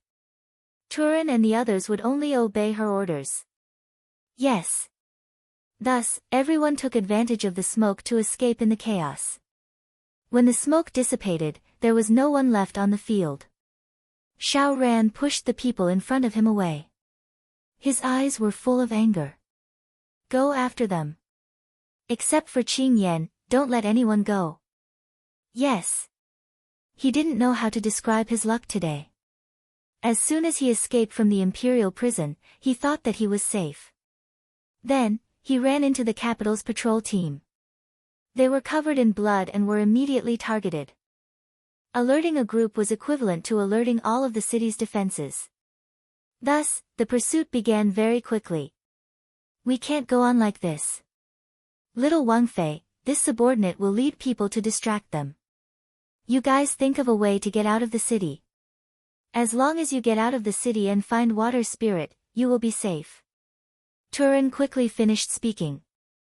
Then, he turned to Higashio Motetsu and bowed slightly. Young Master Dongting, this subordinate has offended you before. I apologize to you. Now that this is an emergency, my little Wang Fei is in your hands. Higashio Motetsu looked at the most capable subordinate of Xiao Su. He knew how tough Xiao Laiqi's bones were. He heard that when they were captured by the enemy, even if their spines were cut, they still didn't bend. Now, for their little Wang Fei, he was willing to lower his head and apologize for drawing swords at the Wang Fu. He was probably worried that he would abandon their little Wang Fei at this time. Such loyalty, righteousness, and loyalty made Higashio Motetsu feel a sense of respect. His casual attitude couldn't help but become serious at this time. Don't worry. As long as I'm here, I will protect her. Many thanks, young Master Dongting. Chu Qingyan stood at the side. Before she could speak, the two had already decided on their own. She couldn't help but want to speak. Higashio Motetsu looked over. People who don't have internal power shouldn't speak. She couldn't help but narrow her eyes and want to get angry. Turin spoke in time, little Wang Fei, this subordinate has already told you the location of water spirit. You just have to leave the city and leave the rest to this subordinate. Hearing this, Chu Qingyan shook her head and rejected the suggestion. No, we have to leave together. Little Wang Fei, this subordinate will come back alive. If this subordinate doesn't come back alive, please bury this subordinate next to Huang Yi. This time, Turin didn't obey her orders. Ignoring her objections, he knelt down to salute her. Little Wang Fei, take care. Then he led his people and jumped in the opposite direction. Chu Qingyan didn't have time to reach out and stop them. She could only watch as they flew towards the soldiers searching the streets. Her tears had soaked her clothes. I'm sorry for them. She covered her face and sobbed. Higashio Motetsu reached out to stroke her head, don't disappoint their expectations. Let's go. Chu Qingyan looked up to the sky and shed her last tear. Her eyes were filled with determination. There will be a day, I will come back. I will come back to take revenge. Higashio Motetsu gave a soft sigh. He tenderly carried her on his back and then headed towards the city gates. 4 hours ago. King of England's manor. Not long after Huo Ling left the manor with Father Chu and Mother Chu, he saw soldiers coming to search the manor. Huo Ling gritted his teeth and fiercely pounded the wall. Father Chu held 2 geese and looked in the direction of the manor. He asked in confusion, are those people going to the manor as guests?